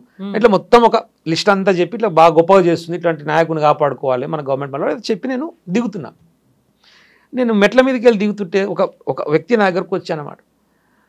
అవన్నీ రాష్ట్రమంతా ఇస్తాడు కానీ నువ్వేం చేసావు చెప్పవు అన్నాడు. దానికి ఏం చెప్పాలి నేను ఆన్సర్? అదే ఆ పెద్ద మనిషి నాతో నాన్న మాట ఏంటంటే అవన్నీ రాష్ట్రమంతా ఇస్తుర్రు, నువ్వేం చేసావు చెప్పవు అంటే నేను మళ్ళీ సపరేట్గా చేసేది ఏముంటుంది, ఇవన్నీ గవర్నమెంట్గా చేయాల్సిందే కదా. గాదర్ కిషోర్ వ్యక్తిగతంగా జోలికి వెళ్ళి తీసి చేయడు కదా. గాదర్ కిషోర్ యాజ్ ఏ ఎమ్మెల్యేగా ఒక అధికార పార్టీ ఎమ్మెల్యేగా ఉన్నాడు కాబట్టి గవర్నమెంట్లో ఉండేటువంటి మంత్రులతో ఆ చనువు ఆ సహవాసం ఉంటుంది కాబట్టి కొంచెం 2 రూపాయలు ఎక్కువ తీసుకొచ్చి పెట్టే ప్రయత్నం చేస్తాం తప్ప ఇవన్నీ రాష్ట్రమంతా చేస్తున్నాడు. కేసీఆర్ గారు ఇస్తున్నాయి కదా ఇవన్నీ, నువ్వేం చేసావు చెప్పు అంటాడు. ఏం చెప్పాలి సమాధానం? శ్మశాన వాటికలు చేసినాం, రాష్ట్రమంతా చేసిన కదా సారు. రైతు వేదికలు కట్టినావు, రాష్ట్రమంతా కట్టింది కదా సారు. అంటే ఈ టైప్ ఆఫ్ మైండ్ సెట్ ఉన్నటువంటి పబ్లిక్ ని నువ్వు ఎట్లా సాటిస్ఫై చేస్తావు అంటున్నా. సో నియోజకవర్గాన్ని ఒక యూనిట్ గా తీసుకొని గాదర్ కిషోర్కి ఇది కావాలి, తుంగదుర్తికి ఇది కావాలి, అది మాత్రమే అక్కడ ఉండాలి, మిగతా చోట్ల కనిపించొద్దు అంటే అప్పుడు ఇక్కడ పబ్లిక్ ఆలోచన అట్లా ఉంది అంటున్నా నేను. ఇంకేం ఎక్స్పెక్ట్ చేశారు, అడిగారా మీరు? మరి నేను అడిగిన చాలాసేపు మాట్లాడినా, అంటే అంత ఈజీగా వదిలిపెడితే టాపిక్ ఎందుకు గుర్తు చేసి చెప్తా. నేను ఏమన్నానంటే, నేను 2014లో ఎమ్మెల్యే గెలిచే నాటికి ఇక్కడ రోడ్లు లేవు, ఇక్కడ వాటర్ లేవు. ఆ వాటర్ అక్కడ మొత్తం కూడా ఎండిపోయిన ప్రాంతం, మీకు కూడా ఐడియా ఉంది, మా ఊర్లో మీకు తెలుసు కాబట్టి మొత్తం ఎండిపోయిన ప్రాంతం. కేసీఆర్ గారు కాళేశ్వరం తీసుకొని వచ్చిన తర్వాతనే SRSP phase 2 కింద ఉన్నటువంటి కాలువలని తీసిరు, కానీ ఏమైనా నీళ్ళు రాకుండా వాటిని లింక్ చేసి వాడుకుంటూ కేసీఆర్ గారు వచ్చిన తర్వాత కాళేశ్వరం వచ్చింది. 30,000 ఎకరాలకు ఉన్నటువంటి ఒక వెసులుబాటు తుంగతుర్తిలో నేను ఎమ్మెల్యే గెలిచిన ఈ 10 సంవత్సరాల తర్వాత దాదాపు ఒక 1,15,000 వరకు తీసుకుపోగలిగిన, 1,15,000 ఎకరాలకు నీళ్ళు ఇవ్వగలిగినాం. ఊరాలు 9 మండలాలు. ఊహించినటువంటి పంట అంతకుముందుకు ఒక 2 లక్షల క్వింటాలు కూడా రాకున్నటువంటి పరిస్థితి నుంచి 12 లక్షల క్వింటాలకు చేరుకున్నది. ఇది ఆయనకు చెప్తే అర్థం కాదు. మరి అంతకుముందుకు లేవు కదా బ్రదర్. 10 సంవత్సరాలు అప్పుడింత పెంచుకుంటూ వచ్చి కాలువలు సరి చేసుకొని కాలువలు లింక్ అయిన తర్వాతనే వాటర్ వస్తున్నాయి కదా, మీరు బాగుపడుతుంది. మరి మీకు అది అర్థమవుతుందా? అర్థం కాదు. అంటే కాలువ నీళ్లు మనకు వచ్చిన సూర్యాపేట కూడా పోతే, తర్వాత కోదాడ కూడా పోతే అంటే దానికి నేనేం సమాధానం చెప్పా? రోడ్లు లేవు, 3 హైవేలు, ఆర్ఎన్బి రోడ్లు. మీ ఊరికి అంతకుముందుకు రోడ్డు ఉందా? రోడ్డు వచ్చింది కదా. తండలం గ్రామ పంచాయతీలు చేసినాం కదా, తండలాల సీసీ రోడ్లు వేసినాం కదా. ఏ టాపిక్ వదిలిపెట్టిండు కేసీఆర్? ఒక్క అంశాన్ని కూడా వదిలిపెట్టకుండా యాదవ్ సామాజిక వర్గం బాగుపడుతుంది అనుకుంటే సొసైటీలో గొర్రెలు ఇచ్చింది కదా, ముదిరాజ్ సామాజిక వర్గం బాగుపడుతుంది అనుకుంటే చేపపిల్లలు ఇచ్చింది కదా. ఇచ్చారు సార్, ఇవన్నీ రాష్ట్రమంతా ఇచ్చారు, నువ్వేం చేస్తావు చెప్పు అంటాడు. ఏం చెప్తా దానికి సమాధానం? అంటే పబ్లిక్ ఆస్పిరేషన్స్ అట్లా మారిపోయినాయి. ఇప్పుడు ఇంకోటి కూడా ఇక్కడ ఏమైందంటే, ఇప్పుడు రేవంత్ చేస్తున్నటువంటి ఏదైతే ఇష్యూస్ ఇవన్నీ ఉన్నాయో వీటి మీద విపరీతమైన వ్యతిరేకత వచ్చి నిజంగా మీరు అన్నట్టుగా బయటికి బాగా జనాలు వచ్చి చేయాల్సి ఉండే. కానీ కేసీఆర్ గారిని ముఖ్యమంత్రిగా గెలిపించినప్పుడేమో కేసీఆర్ మాకేమైనా చేస్తాడు అనేటువంటి ఒక విశ్వాసంతో, ఆయన మీద నమ్మకంతో గెలిపించారు కాబట్టి ఆయన దగ్గర నుంచి ఆశించారు. రేవంత్ రెడ్డిని గెలిపించినప్పుడేమో ఆయన ఏదో చేస్తాడు, మాకు బాగా పెడతాడు అని చెప్పేసి ఆశించి చేయలేండి ముఖ్యమంత్రిగా, కాబట్టి ఆయన దగ్గర నుంచి ఏం ఆశిస్తలేరు. కానీ మార్పు రావాలనుకున్నారు. ఎలాంటి మార్పు అనుకున్నారు? నేను ఏమంటున్నానంటే, వాస్తవానికి ఆ రోజుకు రేవంతే ముఖ్యమంత్రి అవుతారు అనేది కూడా లేదు కదా కాంగ్రెస్ పార్టీలో. కాంగ్రెస్ పార్టీ అభ్యర్థి కూడా ప్రకటించారు కదా. ఇక్కడనేమో కేసీఆర్ ముఖ్యమంత్రి అనేటువంటి ఒక ఎస్టాబ్లిష్మెంట్ ఉంటుంది. కేసీఆర్ రెండోసారి గెలిస్తే ఇంకా కొంచెం మాకు బెటర్గా చేస్తాడు, ఇట్లా చేస్తున్న ఒక ఎక్స్పెక్టేషన్. 24 గంటల కరెంట్ ఇస్తాడు, 24 గంటల కరెంట్ ఇచ్చాడు. ఇప్పుడు వస్తున్న కరెంట్ అంటే లేదు, కరెంట్ అంతటా పోతుంది, హైదరాబాద్ కూడా పోతుంది. అట్లా ఒక కేసీఆర్ అన్నాడు కదా చేసిండు, మిషన్ భగీరథ అన్నాడు కదా చేసిండు, అట్లా నమ్మకం ఉంటుండే. రేవంత్ రెడ్డి అనేటువంటి వ్యక్తిని ఈయన మాకు ఇది చేస్తుడు అనేటువంటి నమ్మకంతో, ఈయన గెలిస్తే మాకు 15 లక్షలు ఇస్తా 15,000 ఇస్తా అంటుండే కదా, ఇస్తాడు కావచ్చు అనే పెద్ద నమ్మకంతో ప్రేమతో వేసింది కూడా కాదు. కాబట్టి ఆయన మీద ఇంకా ఎక్స్పెక్టేషన్స్ లేవు కాబట్టి ఎమ్మటే అడుగుతున్నారు మాకు ఇది చెయ్యి అని చెప్పేసి. ఇప్పుడు నేను ఏమంటున్నా, సింపుల్గా క్యాబినెట్, ఇదే క్యాబినెట్ 6గురిని ఖాళీగా పెట్టి ఇదే కేసీఆర్ గారు 10 నెలలు ఆగిండి అనుకోండి, ఇప్పటివరకు ఎంత రప్చర్ చేస్తుండే ఇదే మీడియా అనుకుందాం. ఎంత ఆగం చేసిన ఒక్కరు మాట్లాడుతున్నారా? ఇప్పుడు 6 మంత్రి పదవులు ఖాళీగా ఉన్నాయి కదా. మరి ఎడ్యుకేషన్ ఇంపార్టెంటే కదా. చాలా ఇబ్బందికరంగా ఉంది. ఎడ్యుకేషన్ మంత్రి వర్గాన్ని ఇవ్వండి. హోమ్ లేదు, మున్సిపల్ అడ్మినిస్ట్రేషన్ మెయిన్ కీలకము, ఇదంతా ఆగముంది, ఇది పద్ధతిగా లేదు అని చెప్పేసి అంటే ఢిల్లీలో మాట్లాడేటప్పుడు రోజు ప్రెస్ వాళ్ళు మనవాళ్ళు అడిగితే ఎవరు చెప్పారండి ఎడ్యుకేషన్ మంత్రి? నేను ఎడ్యుకేషన్ మంత్రిని, నేను ఇన్ఛార్జ్ కాదు, పూర్తి ఎడ్యుకేషన్ మంత్రిని నేనే పూర్తి హోమ్ మినిస్టర్ని. మరి మిగతా 12 కూడా ఎందుకు అని నువ్వే పెట్టుకో. మరి రేవంత్ గారు మాట్లాడుతున్న మాట ఏంటంటే నేను పూర్తి మంత్రిని, అట్లుండదు కదా. ఎందుకు పెడతారు? కొన్ని పోర్ట్ఫోలియోస్ పెట్టి అందరికి ఏమని ఎందుకు చెప్తారు అంటే 6 మంత్రి పదవులు ఖాళీ పెట్టి 10 నెలలు అవుతున్నా ఒక్క మేధావి మాట్లాడుతారు. ఈ మేధావులు అంటే ఎక్కడ పోయారు అర్థం కాదు నాకు. ఇప్పుడు అప్పుడు ఒకటే మాట్లాడేది కేసీఆర్ గారి మీద, ఇప్పుడు ఎవరు మాట్లాడుతుంది? అంటే క్రైటీరియా ఏంటంటే అల్టిమేట్గా రేవంత్ గారి దగ్గర నుంచి ఎక్స్పెక్ట్ చేయకపోవడం వల్ల పబ్లిక్ లింక్ ఏమంటే రివోల్ట్ రావట్లేదు. 1. 2, రేవంత్ అనేటోడు ఏదో ఒక ఇష్యూలో రోజు దాన్ని డైవర్ట్ చేసేందుకు ప్రయత్నం చేస్తుంది తప్ప ఏదైతే అడ్రస్ చేయాలనో ఆ ఇష్యూని అడ్రస్ చేస్తలేడు. అది పొలిటికల్ మీటింగ్ కానీ, గవర్నమెంట్ మీటింగ్ కానీ, గవర్నమెంట్ మీటింగ్లో పోయి కూడా పొలిటికల్ స్పీచ్ ఇచ్చేసి కేసీఆర్ అది ఇచ్చొస్తాడు.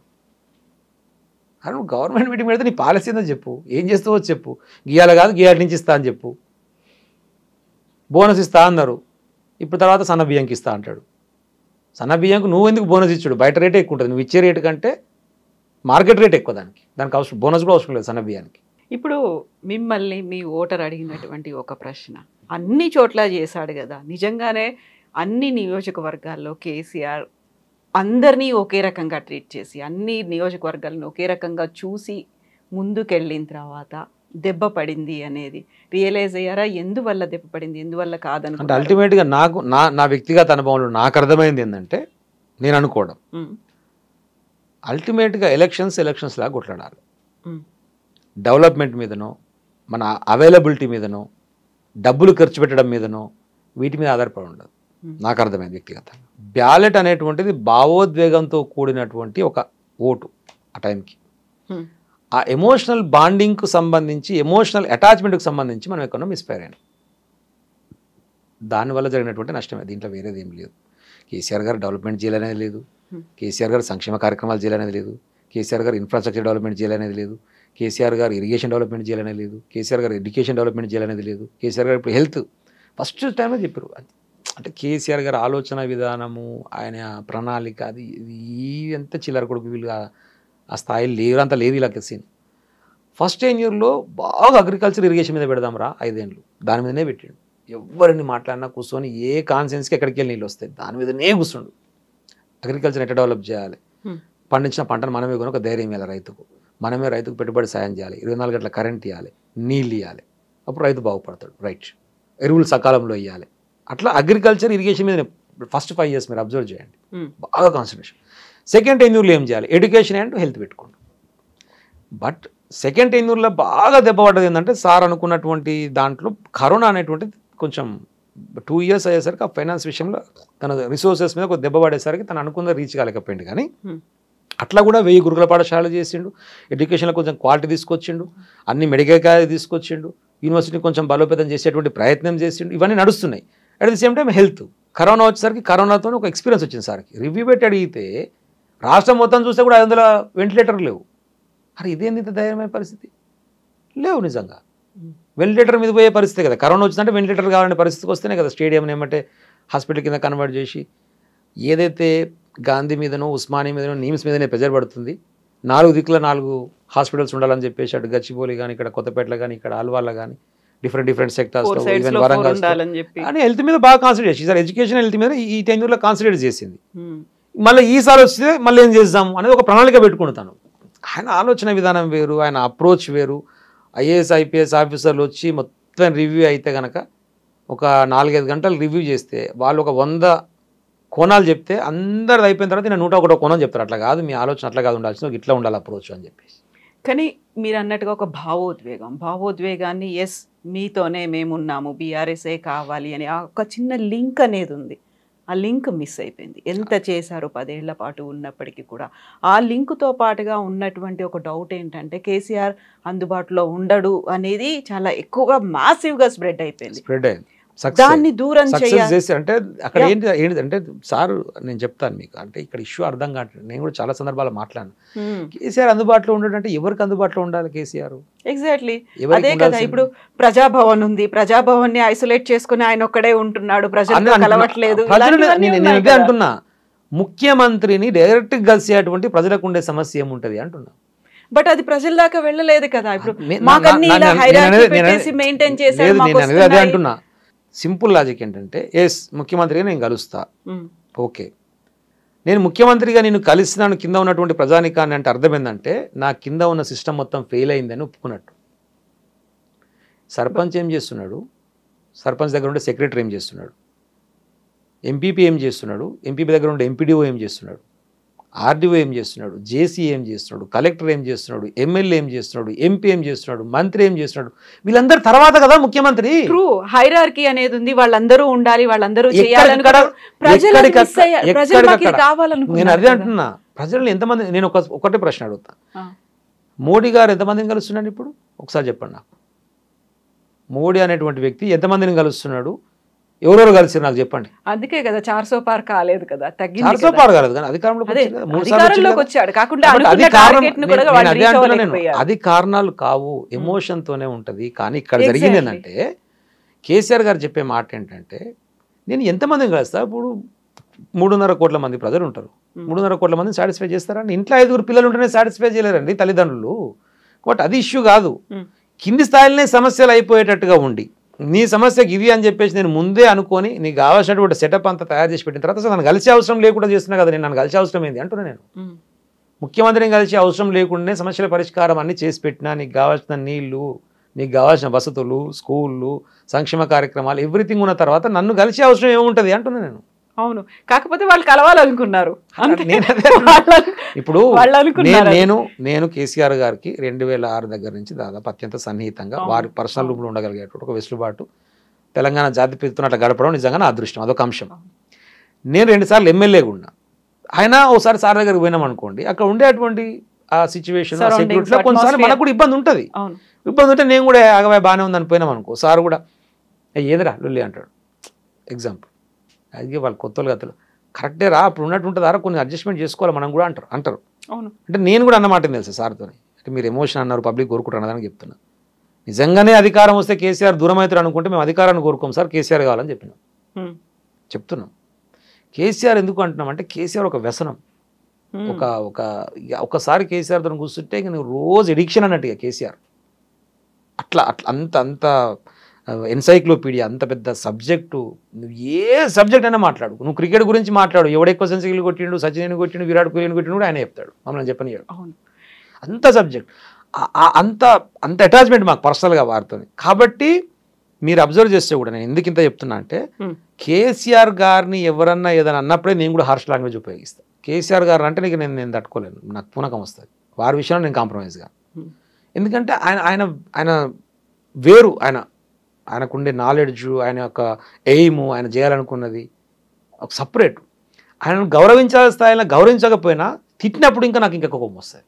సింపుల్ ఎగ్జాంపుల్ ఏం చెప్తా అంటే కేఆర్ రావు ఇక్కడ కట్టాల్సినటువంటి నందికొండ దగ్గర కట్టాల్సినటువంటి నాగార్జున సాగర్ ప్రాజెక్టుని కొంచెం కిందికి తీసుకుపోయి రైట్ కెనాల్కి ఎక్కువ తీసుకుపోయేటట్టుగా చేసి ఆంధ్ర ప్రాంతానికి లాభం జరిగేటట్టుగా ఇంజనీరింగ్ డిజైన్ మార్చి కొంచెం ముందు తీసుకుపోయాడు. నందికొండ దగ్గర కట్టాల్సింది నాగార్జున సాగర్ దగ్గర కట్టించి, అది మా ప్రాంతానికి లాభమయ్యేటట్టు చేసినటువంటి ఒకే ఒక కారణంతో ఆయన 2 సార్లు రాజ్యసభకు అన్ని పార్టీలు కలిసి ఏకగ్రీవం చేసినాయి. కేంద్ర మంత్రి అయిన మళ్ళీ అది ఎమోషన్ ఆయన. అలాంటి కేసీఆర్ గారు తెలంగాణ తీసుకొని వచ్చి ఆయన పోటీ చేస్తే నిజంగా ఈ పార్టీలకు తెలివి ఉంటే ఒక కేసీఆర్ గారికి ఎగ్జిబిషన్ వదిలేద్దాం, ఏకగ్రీవం ఇచ్చేద్దామా నాలే జనరల్గా. ఆడ పోటీ పెట్టి కేసీఆర్ ఓడగొడతాం, కేసీఆర్ లోపు ఏంద్రా ఆయన పని చేసింది ఏంది, ఎవరి కోసం తిరిగిండు, ఎవరి కోసం దానిలో ఆడిండు, అదే అంటున్నా నేను. మన బ్యాడ్ లక్ ఏంటంటే మన సోయి గంతుంది, అవతల సోయి అట్లుంది, మన సోయి ఇట్లుంది. ఇప్పుడు కూడా మాట్లాడితే నేను ఇది చేస్తాం, అది చేస్తాం, ఏంది పాతాలను దొక్కుతాం, కొన ఊపిరితో ఉంటే పిసికేస్తాం. ఏం లాంగ్వేజ్ అది? నువ్వు ముఖ్యమంత్రివి, నేను కేసీఆర్ దొక్కమని, కేసీఆర్ పిసికేయమని, లాగులకు తొండలు వదిలిపెట్టమని గీదాని కోసం అని అధికారం ఇచ్చింది ప్రజలు. నువ్వేదో మంచి చేస్తావు ఈ తెలంగాణ ప్రాంతానికి, కేసీఆర్ కంటే ఇంకా గొప్పగా చేస్తావు. కేసీఆర్ని మరిపించాలంటే కేసీఆర్ కంటే గొప్పగా చేసి మరిపించాలా కానీ కేసీఆర్ గారు తిట్టడం వల్ల మరిపించలేవు కదా, మిస్ అవుతుంది. కేసీఆర్ కంటే గొప్పగా చేస్తే ప్రజలు నిజమే కేసీఆర్ కంటే గొప్పగా చేసిన రేవంత్ రెడ్డి అనుకుంటే మర్చిపోతారు కావచ్చు కేసీఆర్ని. యా నాకు కిషోర్ గారు నాకు చాలా బాగా గుర్తుంది హైటెక్స్లో జరిగినటువంటి టీఆర్ఎస్ ఆవిర్భావ దినోత్సవం. ఆ రోజు ప్లీనరీ జరిగినప్పుడు మీరు ప్రవేశపెట్టినటువంటి ఒక తీర్మానం తెలంగాణ రాష్ట్ర సమితి కాస్త భారత రాష్ట్ర సమితిగా మారాలి. మీరు ఒక ఆర్టికల్ రాసిన ఒకటి ఆ రోజు అనౌన్స్ చేశారు కూడా. నేను ఈ సభాముఖంగా నేను కోరుతున్నాను అనే ఒక మాట చెప్పారు. నేను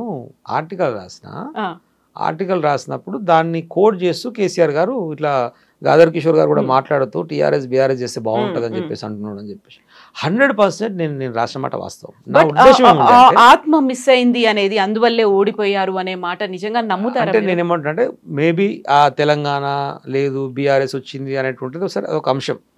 బట్ అక్కడ జరిగింది ఏంటంటే తెలంగాణలో అమలవుతున్నటువంటి సంక్షేమ కార్యక్రమాలన్నీ దేశవ్యాప్తంగా అమలైతే ప్రజలకు లాభం జరుగుతుంది అనేటువంటి ఒక బ్రాడ్ కాన్సెప్ట్ అనే నేను చెప్పింది. కేసీఆర్ గారు ఆలోచన కూడా అదే. ఎందుకంటే నేను చూసిన మీకు బార్డర్గా ఉన్నటువంటి నిజామాబాదు మహారాష్ట్ర ఇక్కడ కర్ణాటక ఇటు నిజామాబాద్కు ఇటు ఆదిలాబాద్కు ఇటు బార్డర్స్ ఉన్న విలేజెస్ వాళ్ళు లిటరల్గా దాదాపు 40 గ్రామాలకు సంబంధించిన సర్పంచ్ వచ్చి మమ్మల్ని మీ దాంట్లో కలుపుకోరు సార్ అని చెప్పేసి అసెంబ్లీలో నేనున్నప్పుడే వాళ్ళు ఏకగ్రీవ తీర్మానాలు ఇచ్చారు.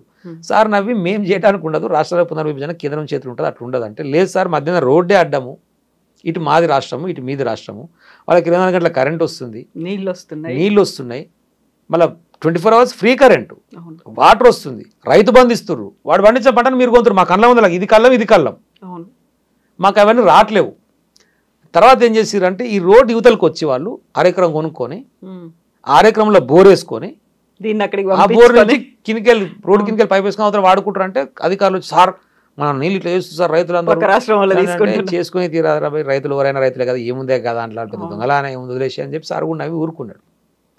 అట్లాంటి సిచ్యువేషన్ నేను పర్సనల్గా చూసినప్పుడు నిజమే కదా భారతదేశం ఉన్నటువంటి దళితులకు అందరికీ 10 లక్షల రూపాయలు వస్తే మంచిదే కదా, భారతదేశం ఉన్నటువంటి రైతాంగం మొత్తానికి పెట్టుబడి సాయం కింద ఎకరానికి 10,000 ఇస్తే మంచిదే కదా, భారతదేశంలో ఉన్నటువంటి ప్రతి గ్రామంలో ప్రతి ఇంటికి మంచినీళ్ళు వస్తే మంచిదే కదా, అందరికీ మంచిదే కదా, ఆ కాన్సెప్ట్లో ఆ ఓరియంటేషన్తో నేను టీఆర్ఎస్ బీఆర్ఎస్గా మారితే బాగుంటుంది అనేటువంటి నాకున్న ఆలోచన. ఒకసారి నేను ఆర్టికల్ రూపంలో రాసిన, సార్ చూసి కోడ్ చేసాను. ఆలోచన తప్పు కాదు కదా, మేము చేసిన ఆలోచన తప్పు కాదు. కాకుండా ఆత్మ మిస్ అయింది అనేది ఎందుకు వచ్చింది? ఎందుకు ఉంటుంది అట్లా ఆత్మ మిస్ అయితే మరి భారతదేశం ఆత్మ రావాలి కదా, భారతదేశంలో అంతర్లీనమే కదా తెలంగాణ అనేటువంటిది. తెలంగాణ కోసమే ఏర్పడ్డ పార్టీ అనేది ఆ ఎమోషన్ కనెక్ట్ అయి ఉంది కదా. నేను అదే అంటున్నా, తెలంగాణ కోసమే ఏర్పడింది అనుకున్నప్పుడు తెలంగాణ కోసమే ఉన్నటువంటి కేసీఆర్ గారు వదులుకోవద్దు కదా ప్రజలు. మరి ఆ రోజు మనం అనుకున్న పాయింట్ ఏంటంటే మహారాష్ట్ర కర్ణాటక ఈ 3 రాష్ట్రాలు కలిపి దాదాపు 92-93 ఎంపీ స్థానాలు ఉంటాయి, 92 ఏమనుకుంటా ఎగ్జాక్ట్.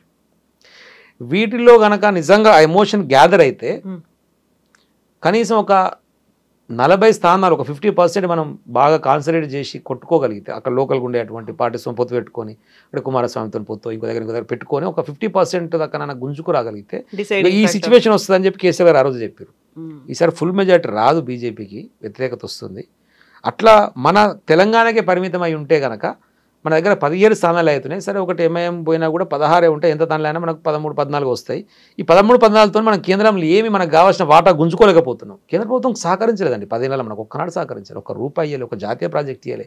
మిషన్ భగీరథ చేస్తామంటే దానికి సాయం చేయలేదు, మిషన్ కాకతీయ చేస్తామంటే దానికి సాయం చేయలేదు, దేనికి ఎన్నడూ సాయం చేయలేదు. అదే మన దగ్గర ఒక 30-40 ఎంపీ స్థానాలు ఉంటే ఈ ఏదైతే పాలిటిక్స్ ఉంటాయో ఆ సందర్భాన్ని బట్టి బిల్స్ వచ్చినప్పుడు దట్టన్నా మాకేం చేస్తావో చెప్పరా అని గట్టిగాని మనం ₹2 ఎక్కువ తీసుకొచ్చుకోవచ్చు అనేటువంటి తెలంగాణ ఓరియంటేషన్ కాన్సెప్ట్ అనే బీఆర్ఎస్ పార్టీని పైకి తీసుకుపోయే ప్రయత్నం చేసి తప్ప మహారాష్ట్రకు లాభం చేస్తాం, కర్ణాటక లాభం చేద్దాం, భారతదేశం అంతా నేను ప్రధానమంత్రి కావాలి ఆ కోరిక కాదు కేసీఆర్ గారిది. ఓ ఎంపీ స్థానాలు 4-5 ఎక్కువ ఉంటే ఆయన దగ్గర నుంచి గట్టిగా గుంజుకోవచ్చు ₹4-5 ఎక్కువ, లేకపోతే ఇప్పుడు మనం డిమాండ్ చేయలేకపోతున్నాం అనేటువంటి ఓరియంటేషన్తో బార్గెనింగ్ కెపాసిటీ పెరుగుతుంది అనేటువంటి దానికోసం పోయారు. బట్ ఇక్కడనే మనకు దెబ్బ తగిలేసరికి మనం దాని మీద కాన్సన్ట్రేట్ చేయలేకపోయాం. రాష్ట్రంలో మనం ఎట్లా వస్తాం, మనం కేసీఆర్ గారు ప్రగాఢమైన విశ్వాసం కదా, కంపల్సరీ గెలుస్తాం, మనం ఇంతకంటే గొప్పగా చేసినాడు వాడు, ఇది అయిపోయినాక ఎంపీ కొట్టవచ్చు అనే కాన్సెప్ట్లోనే పోయింది. మంచి ఆలోచనే, తప్పేం లేదు. కిసాన్ బంధు దళిత బంధు అని పెట్టి కనుక భారతదేశం మొత్తం పోయి ఉంటే సార్ ఇంకో మాట ఏమన్నారంటే, సార్ ఏంది కిసాన్ బంధు పెట్టాలంటారు మీరు, దళిత బంధు పెట్టాలంటారు, ఈ రెండు మనం ఇంప్లిమెంట్ చేస్తామా అని అడిగిన. మనం ఎందుకంటే మనకు ఉండే కెపాసిటీకి అయితే మనం ప్రధానమంత్రి దాకా పోము కదా, మరి ఎట్లా పెడతామని వారన్న మాట ఏంటంటే, నేను టీఆర్ఎస్ పెట్టినప్పుడు నేను ఒక్కనే కదరా, ఉమ్, కానీ తర్వాత ఒకటి పెరిగి ఇష్టం ఉన్నా లేకున్నా అనివార్యంగా కాంగ్రెస్ జయ తెలంగాణ అన్నది, కలిసి రాక తప్పని పరిస్థితి. టీడీపీ జయ తెలంగాణ అన్నది. సరే కమ్యూనిస్టులో ఒకరు జయ తెలంగాణ అన్నారు, ఒకరు అనలేదు. అందరు అన్నారుగా ఇష్టం ఉన్నా లేకున్నా తెలంగాణ వచ్చింది. రేపు ఏం చేస్తా నేను, నా ఎజెండా పట్టుకొని ప్రజలకు పోతాం. ఉమ్, కిసాన్ బంధు 10,000 ఎకరానికి, దళిత బంధు ప్రతి కుటుంబానికి 10 లక్షలు, వ్యక్తికి 10 లక్షలు అనౌన్స్ చేసుకొని పోతా. నేను ఒకసారి మేనిఫెస్టోలో పెట్టుకొని పోయిన తర్వాత మిగతా పార్టీలు ఏం చేయాలి, అనివార్యంగా మిగతా పార్టీలు అంగీకరించాలి వాటిని. ఉమ్, ఎస్ మేము అధికారంలోకి వస్తే కూడా చేస్తామని ఆలే. కేసీఆర్ పర్సనల్గా ఆయనే ప్రైమ్ మినిస్టర్ అయ్యి ఇవి ఇంప్లిమెంట్ చేయకపోయినా కేసీఆర్ ప్రవేశపెట్టినటువంటి వాటిని ఇతర పార్టీలు ఇంప్లిమెంట్ చేసినా ప్రజలకైతే లాభం జరుగుద్ది కదా, ఆ సంతోషం చాలరా నాకు అన్నాడు. ఉమ్, ఆయన ఆలోచన విధానం చాలా గొప్పది, వాళ్ళకి అర్థం కాదు. ఏందో బీఆర్ఎస్ పెట్టి ప్రధానమంత్రి, సరే ఏంది ప్రధానమంత్రి ఓనికి కావాలరా, పీకుడు ప్రధానమంత్రి. నేను ఆల్రెడీ క్యాబినెట్ మంత్రి చేసిన, క్యాబినెట్ మంత్రులు అందరూ సమానమే కదా, ఆయనకు ప్రధానమంత్రి అయితే అవుతాడు. కానీ తెలంగాణ రాష్ట్రాన్ని సాధించింది కేసీఆర్ అన్న ముందు ఏ పదవి అయినా నాకు చిన్నదే. ఉమ్, తెలంగాణ రాష్ట్రాన్ని సాధించిన అనేదే నాకు పెద్ద పదవి. బట్ మన ఓరియంటేషన్ భారతదేశం మొత్తం పోతే గనక పబ్లిక్ లాభం జరుగుతుంది.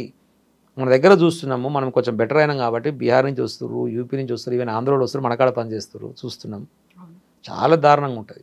హోటళ్ళల్లో చూసిన వాళ్ళే, తావి మేస్త్రి పనులు చూసిన బీహార్ వాళ్ళే, ఆ రైస్ మిల్లలో చూసిన బీహార్ వాళ్ళే. ఒడిశా వాళ్ళు వచ్చి ఒక ఏమంటారు 11 months కంటిన్యూ ఇక్కడనే ఉంటారు, చేసుకొని 1 month పోయి 1 month ఇంటి దగ్గర ఉండి మళ్ళీ వస్తారు.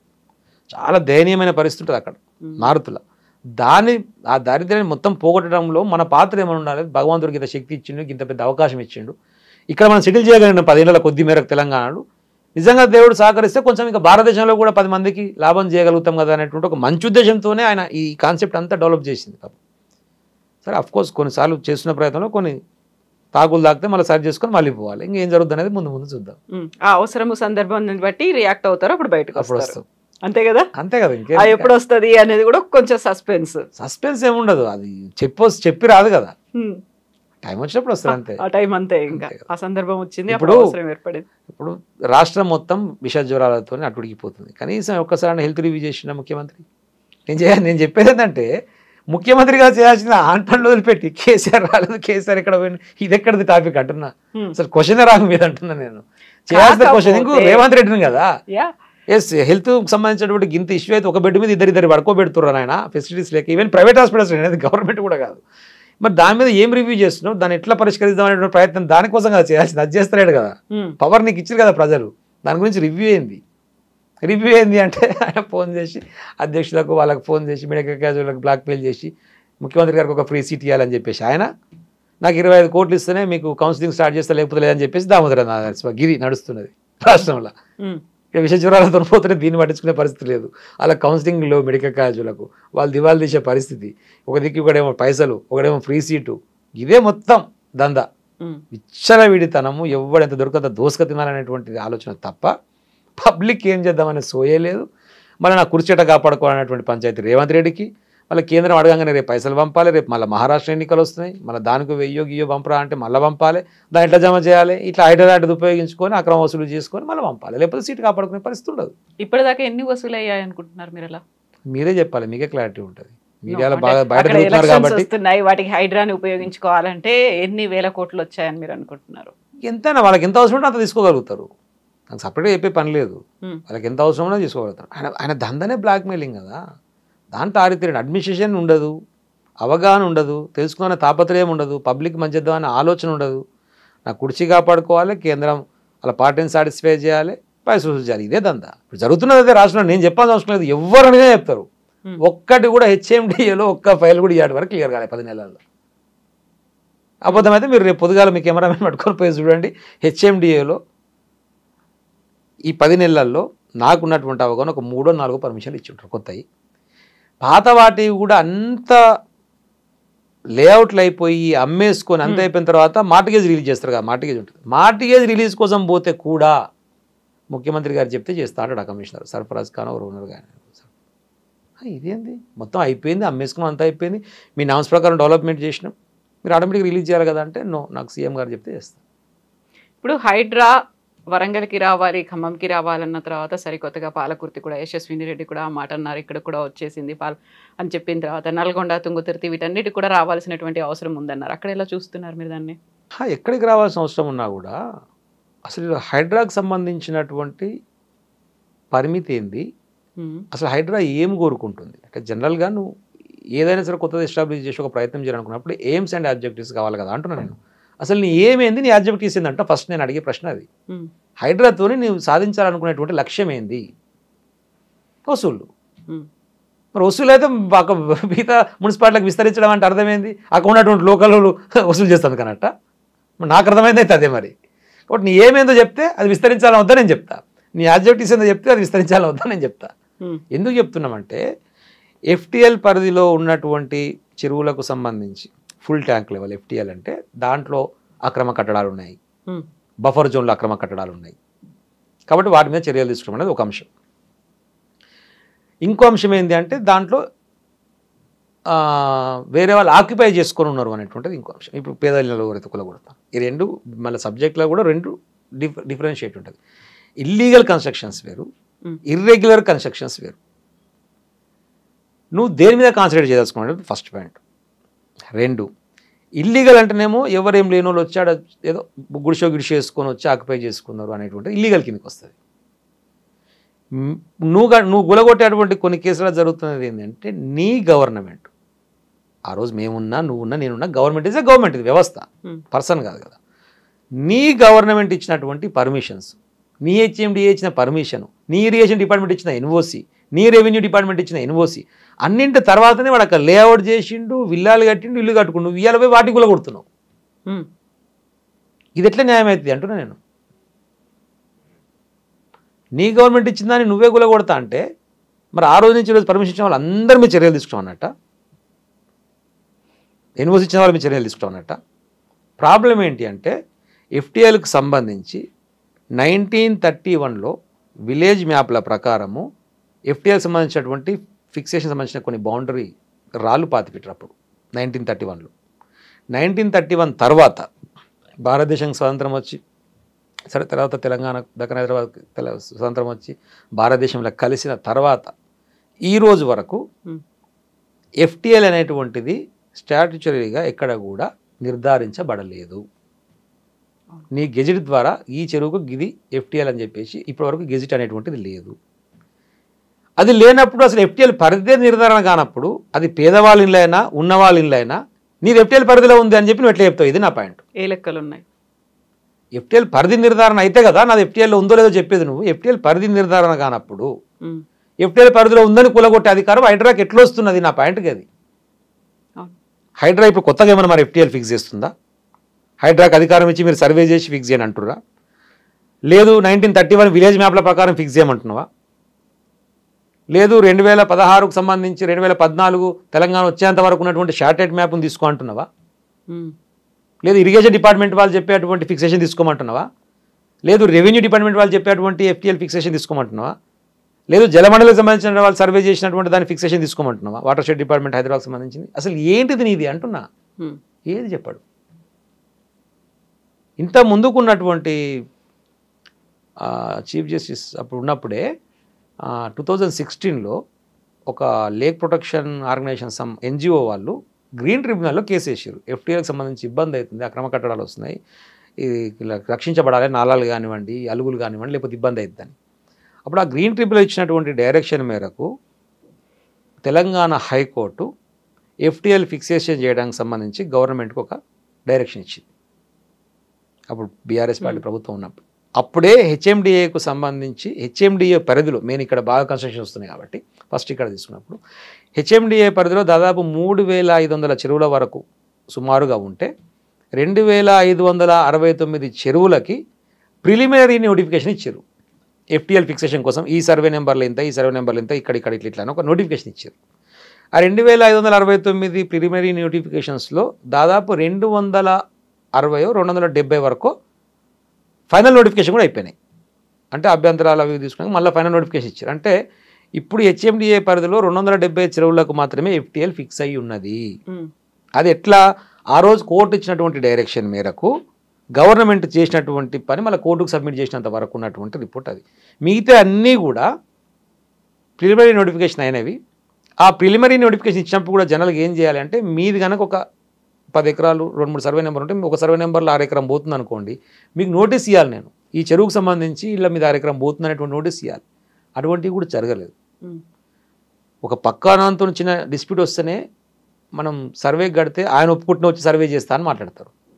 మీ ఒక్కరిదంటే మేము సర్వే హద్దురాలు పెట్టిపోతాం తప్ప విత్ ఇన్ సర్వే నెంబర్లో మేము ఇన్వాల్వ్ కామండి అని చెప్పిపోతారు. మరి ఇవాళ మరి FTL చెరువు పెట్టినప్పుడు చెరువులో ఓన్లీ చెరువు శిఖమే ఉండదు, నా పట్టాలాండ్ కూడా ఉంటుంది. మరి నా పట్టాలాండ్ ఉన్నప్పుడు వితౌట్ నా కన్సెంట్ వచ్చి నువ్వు ఎట్లా హద్దురాలు పెట్టిపోతావు? నా కన్సెంట్ ఉండాలి కదా, నాకు నోటీస్ అన్న సర్వ్ చేయాలి కదా, దాని మీద అభ్యంతరాలు ఉంటే నేను వాదిస్తా కదా నీతోని, దాని తర్వాత కదా నువ్వు ఫిక్స్ చేయాల్సింది. అది జరగలేదు. అసలు FTL అనేటువంటిది నిర్ధారణనే జరగకుండా ఇప్పటివరకు దాని మీద అప్పుడు ఏమైందంటే నిర్ధారణ జరుగుతలేదు అని చెప్పేసి టైమ్స్ ఆఫ్ ఇండియాలో అనుకుంటా, టైమ్స్ ఆఫ్ ఇండియాలో ఒక ఆర్టికల్ అప్పుడేదో పేపర్లో వచ్చింది. కోర్టు చేస్తున్నటువంటి ఈ ప్రయత్నము 4-5 సంవత్సరాలుగా పేపర్ మీదనే ఉంది తప్ప FTL ఫిక్సేషన్ గ్రౌండ్లో ఇంప్లిమెంటేషన్ లేదని ఒక న్యూస్ రాసింది. దాన్ని హైకోర్టు సుమోటోగా తీసుకుంది. సుమోటోగా తీసుకొని మొత్తం గవర్నమెంట్కి నోటీసులు సర్వ్ చేసి ఏంది పరిస్థితి అది అని చెప్పేసి అంటే, ఇట్లా ఇల్లీగల్ ఎంక్రోచ్మెంట్స్ ఉన్నాయి, తర్వాత ఇట్లా ఇబ్బంది అవుతుంది, మా ఆఫీసర్స్ కూడా ఇబ్బంది అవుతుంది, కొన్ని పర్మిషన్స్ ఇచ్చున్నాయి, ఆ ఫిక్సేషన్లో ప్రాబ్లం అవుతుంది అన్నప్పుడు వాళ్ళే హైకోర్టే ఆర్వీ కన్సల్టెంట్ని నియమించారు. హైకోర్టు నియమించింది, రాష్ట్ర ప్రభుత్వం సంబంధం లేదు. ఆర్వీ కన్సల్టెంట్ అంటూ నియమిస్తే ఇప్పుడు నేను చెప్పినటువంటి ప్రిలిమినరీ నోటిఫికేషన్ హద్దులు కానివ్వండి, ఈ ఫైనల్ నోటిఫికేషన్ హద్దులు కానివ్వండి, ఆర్వీ కన్సల్టెంట్ నిర్ణయించింది. నేను మొన్న ఒకటి ఆర్వీ కన్సల్టెంట్ నిర్ణయించినటువంటి దాంట్లో ఒక 270 ఫైనల్ నోటిఫికేషన్ ఇచ్చిన దాంట్లో నేను ఒకటి ఓపెన్ చేసి చూసిన. దాంట్లో రెవెన్యూ విలేజ్ మ్యాప్ ప్రకారం ఏమో 10 ఎకరాలు వస్తుంది చెరువు యొక్క FTL హద్దులు. ఈ ఆర్వీ కన్సల్టెంట్ ఆయన పెట్టిందేమో 7 ఎకరాలకే ఉంది. మిగతా 3 ఎకరాలకు అంటే మరి ఈ ఆర్వీ హైకోర్టు ఇచ్చినటువంటి ఆర్వీ నిర్ధారించింది ఫైనల్ అనుకుంటే, మరి మిగిలిన 3 ఎకరాలు నా పట్టా ల్యాండ్ ఉంది, మరి ఈ 3 ఎకరాలకు నేను ఇప్పుడు అప్లై చేసుకుంటే కన్స్ట్రక్షన్ పర్మిషన్ ఇస్తారా అంటే మళ్ళీ రెవెన్యూ ఎన్ఓసి ఇయ్యడట. అరే మరి నువ్వేమో ఎన్ఓసి ఇయ్యనంటో మరి నేనేమో FTL 7 ఎకరాలకు అని పెట్టింది కదా, హైకోర్టు చెప్పినటువంటి ఆర్వీనా అంటే అలా కూడా క్లారిటీ లేదు. నేను అన్నది అది. మళ్ళీ దీంట్లో ఇయ్యం సార్, మా రెవెన్యూ మ్యాప్ ప్రకారం చూస్తాం, మా మ్యాప్ ప్రకారం కనుక ఓకే అనుకుంటే మేము ఎన్ఓసి ఇస్తాం, లేకపోతే ఇయ్యం. మరి దానికి ఆర్వీతో ఎందుకు పెట్టించారు మరి హద్దులు? చేయరు. ఆ డిస్కషన్స్ ఆయన అయ్యి చర్చలు జరుగుతున్నప్పుడు హైకోర్టు చాలా స్పష్టంగా CJ తర్వాత తుకారంజీ అని ఇప్పుడు ఉన్నాడు, ఇప్పుడు కూడా జడ్జి గారు వాళ్ళిద్దరు కూర్చొని CJ బెంచ్ ఇచ్చినటువంటి ఆర్డర్ ఏమని ఇచ్చిందంటే, ఒకవేళ ఇల్లీగల్ ఎంక్రోచ్మెంట్స్ని మీరు తొలగించాల్సి వస్తే 100% తొలగించాల్సిందే, అవసరమైతే పోలీస్ ఫోర్స్ పెట్టుకొని తొలగించండి. కానీ వాళ్ళకు ప్రజలు తెలంగాణలో ఉన్నారు అనుకున్నప్పుడు వాళ్లకు కావాల్సినటువంటి నివాస గృహాలను ఏర్పాటు చేయాల్సిన బాధ్యత కూడా మన మీదనే ఉంటుంది ప్రభుత్వంగా. కాబట్టి ముందు వాళ్ళకు పునరావాసం కల్పించి వాళ్ళని అక్కడికి షిఫ్ట్ చేసి ఇక్కడి నుంచి అక్కడికి షిఫ్ట్ చేసిన తర్వాతనే వీటిని కూలగొట్టాలి, అప్పటి వరకు వాళ్ళని డిస్టర్బ్ చేయొద్దు. ఇంత క్లియర్ ఆర్డర్ ఇచ్చింది CJ బెంచ్ ఇచ్చిన ఆర్డర్ ఇది. మరి ఈ ఆర్డర్ ఉన్న తర్వాత కూడా హైడ్రా ఇష్టం వచ్చి పోయి కూలగొడుతుందంటే మరి మీరు కోర్టును ధిక్కరిస్తున్నారు అంటున్నా నా ప్రశ్నకి అది. ఇప్పుడు హైడ్రా రోజులు గడుస్తున్నా కొద్దీ డైవర్ట్ అవుతుందా, డైల్యూట్ అవుతుందా, ఏమనుకుంటున్నారు మీరు? ఇంకా స్ట్రాంగ్ అవుతుందా? స్ట్రాంగ్ అవుట్ ఏముంటుంది, వాళ్ళ అవసరాలకు తగ్గట్టు ఉపయోగించుకుంటారు, సింపుల్, అందులో ఏం లేదు. ఇప్పుడు నేను ఏమంటున్నా, ఇప్పుడు అలా బ్రదర్ వాళ్ళకేమో నోటీస్లకు టైం ఇచ్చారు, 1 month అయిపోయింది, ఏదో మాట్లాడతలేరు. పేదోళ్ళ ఇంటి మీదకి పోయేమో కూలగొడుతారు. వాళ్ళు గంట సేపు టైం ఇవ్వండి సామాన్ తీసుకున్నామంటే కూడా అవకాశం ఇస్తలేరు. ఇలా క్లియర్ ఏం కనపడుతుంది? రాజకీయంగా డైవర్ట్ చేయడం ఒకటి, పెద్దోనూనె కొట్టాలనుకున్నప్పుడు రాజకీయంగా ఎవడేం మాట్లాడుతున్నాడు అనుకున్నప్పుడు మనం కావాలని చెప్పేసి మన మీద కోపం తీసుకోవడమో, లేకపోతే వానికి ఎదురు మాట్లాడినానో, లేకపోతే వానికి సహకరించలేదనో పాలిటిక్స్లో కక్ష సాధింపు చర్యలుగా కనపడుతున్నవి. అదే హైడ్రా నిజాయితీగా పనిచేస్తే అందరూ స్వాగతిస్తారు, దానికి ఏం తప్పులేదు. కానీ ఎక్కడ ఇప్పుడు పొంగులేటి శ్రీనివాసరెడ్డి గారిది ఉందండి. పొంగులేటి శ్రీనివాసరెడ్డి గారిది 1931 FTL ప్రకారం మొత్తం చెర్లనే ఉంటుంది, ఫామ్ హౌస్. అడిగిర్రు, బహుశా రంగనాథ్ గారు మాట్లాడారు, నాకు ఎగ్జాక్ట్గా ఐడియా లేదు, కానీ వారిది లేదు, లేకపోతే స్టే తెచ్చుకున్నారు అన్నారు. నిజమే, ఎందుకు స్టే వచ్చిందని చెప్పి నేను ఎంక్వైరీ చేసిన. ఏం చేసారు అంటే, వాటర్ షెడ్ డిపార్ట్మెంట్ జలమండలి వాళ్ళు చేసినటువంటి ఒక సర్వే ఉంది FTLకి, దాని ప్రకారం అనేది FTLకి వస్తలేదు, అది పెట్టాను స్టే తెచ్చుకోండి. ఇగో జలమండలి చేసిన సర్వే ఉంది, నాది FTLకి వస్తుంది, స్టే ఇదని. అందుకే నేను అనేది, నువ్వు రెవెన్యూ డిపార్ట్మెంట్ని తీసుకుంటున్నావు ఆ కన్సిడరేషన్లకి, ఇరిగేషనా, జలమండల, 1931 విలేజ్ మ్యాపా, లేకపోతే 2014 బిఫోర్ షార్ట్ లైటా, లేకపోతే 2024 షార్ట్ లైటా, అసలు ఏంది నీ శాంటిటీ? అంటే ఈడ గొలగొడతా అనుకున్నప్పుడు వీని గొలగొట్టాలనుకున్నప్పుడు వీనికో రూలు, వాడిని గొలగొట్టదు అనుకున్నప్పుడు వానుకో రూలు, ఇదేం న్యాయం? ఇప్పుడు పల్లరాజేశ్వర రెడ్డి గారిది కూడా అదే ఇష్యూ. పల్లరాజేశ్వర రెడ్డి గారికి ఇచ్చింది హెచ్ఎండిఏ, ఇరిగేషను, రెవెన్యూ అందరూ ఇచ్చిన తర్వాతనే ఆయన చాలా పెద్ద కన్స్ట్రక్షన్ కట్టుకొని కాలేజీ నడుపుతున్నాడు. పక్కన చెరువు ఉంటుంది, బట్ ఎఫ్టీఎల్కి కానీ బఫర్ జోన్కి కానీ నాకు సంబంధం లేదు అసలు. ఇప్పుడు ఏమంటాడు, అప్పుడు మేము 40 ఎకరాలే అనుకున్నాము చెరువు యొక్క విస్తీర్ణము, నీటి నిలబడేటువంటి సామర్థ్యము. కాదు ఇప్పుడు కొంచెం అలుగు, జనరల్గా ఎప్పుడు కూడా ఎఫ్టీఎల్ ఎట్లా ఫిక్స్ చేస్తారంటే ఒక చెరువు యొక్క అలుగు, నీళ్ళు ఎక్కువైనప్పుడు అలుగు పోతుంటుంది కదా, ఈ అలుగు స్థాయిని బట్టి సమానంగా వెనక కాంటూర్ ఎక్కడ దాకా అవుతానేది దాన్ని చూసి చెరువు యొక్క ఎఫ్టీఎల్ నిర్వహిస్తారు. చాలా మందికి ఎఫ్టీఎల్ నిర్వహిస్తారు కూడా తెలియదు, నాకు తెలిసి రేవంత్ రెడ్డి కూడా తెలియదు. దాని ప్రకారం నిర్వహిస్తారు. ఈ అలుగు పెరిగింది కాబట్టి ఇప్పుడు నీటి నిలకడ పెరిగింది కాబట్టి 40 ఎకరాలు కాదు చెరువు ఇప్పుడు, కాబట్టి 60 ఎకరాలు అవుతుంది చెరువు. 60 ఎకరాలు అయినప్పుడు నీది బఫర్ జోన్లోకి వస్తుంది కాబట్టి నీకు నోటీస్ ఇచ్చినామంట. ఏమన్నా అర్థం ఉందా? అంత హైపోథెటికల్ అన్నట్టు, ఊహాజనితమైనటువంటిది. 40 ఎకరాలు 60 ఎకరాలు ఆయన చేసినట్ట చెరువు, దాంట్లో నీళ్ళు ఎక్కువ నిలబడితే కనుక అప్పుడు నీది బఫర్ జోన్లోకి వస్తుందట. మరి అప్పుడు ఎందుకు ఇచ్చావు మరి నువ్వు పర్మిషన్లు? చెరువు ఇప్పటికిప్పుడు నువ్వెట పెంచుతావు చెరువుని? ఉన్న చెరువు ఉంటుంది కానీ ఇంకా అవకాశం అంటే చెరువు తగ్గుతుంది, పూడిపోయో గిడిపోయో కానీ కెపాసిటీ పెరుగుతుందా? అంటే కావాలని చెప్పి కక్ష సాధింపు చర్యలు ఇవి కళ్ళలో కనపడుతున్నది. కాబట్టి హైడ్రా అనేటువంటిది ఎట్టి పరిస్థితుల్లో కూడా నిజాయితీగా పని చేస్తలేదు. పని చేయడానికి సంబంధించినటువంటి గైడ్ లైన్స్ క్లియర్గా లేవు. అందుకే నేను ఫస్ట్ అనేది నీ ఏమైంది, ఆబ్జెక్టివ్స్ ఏంది అని అడిగింది ఫస్ట్. అందుకని అవి క్లారిటీగా లేవు. రాజకీయ పరమైనటువంటి ఒక శునకానందాన్ని పొందటానికి మాత్రమే దాన్ని ఉపయోగించుకునేది రేవంత్ రెడ్డి ప్రయత్నం చేస్తున్నాడు. ఇది ఒక అంశం. లేదు పెద్దోడు అని ఉన్నప్పుడు ఎందుకు ఇంత లొల్లి అనుకుంటే వాళ్ళతో సెటిల్మెంట్ చేసుకుని ₹2 వసూలు చేసుకుంటున్నాడు. ఈ 2 పనులు మాత్రమే హైడ్రా ద్వారా జరుగుతున్నాయి. ఎస్ కిషోర్ గారు, బోల్డ్ అండ్ డెవలప్మెంట్స్ అయితే ఉన్నాయి. మేము మాత్రం అవకాశం సందర్భం అని కాదు, మళ్ళీ పిలుస్తాం, మీతో మళ్ళీ మాట్లాడుకోవాల్సినటువంటి అవసరం ఉంది. థ్యాంక్ యూ సో మచ్ అండి. Thank you.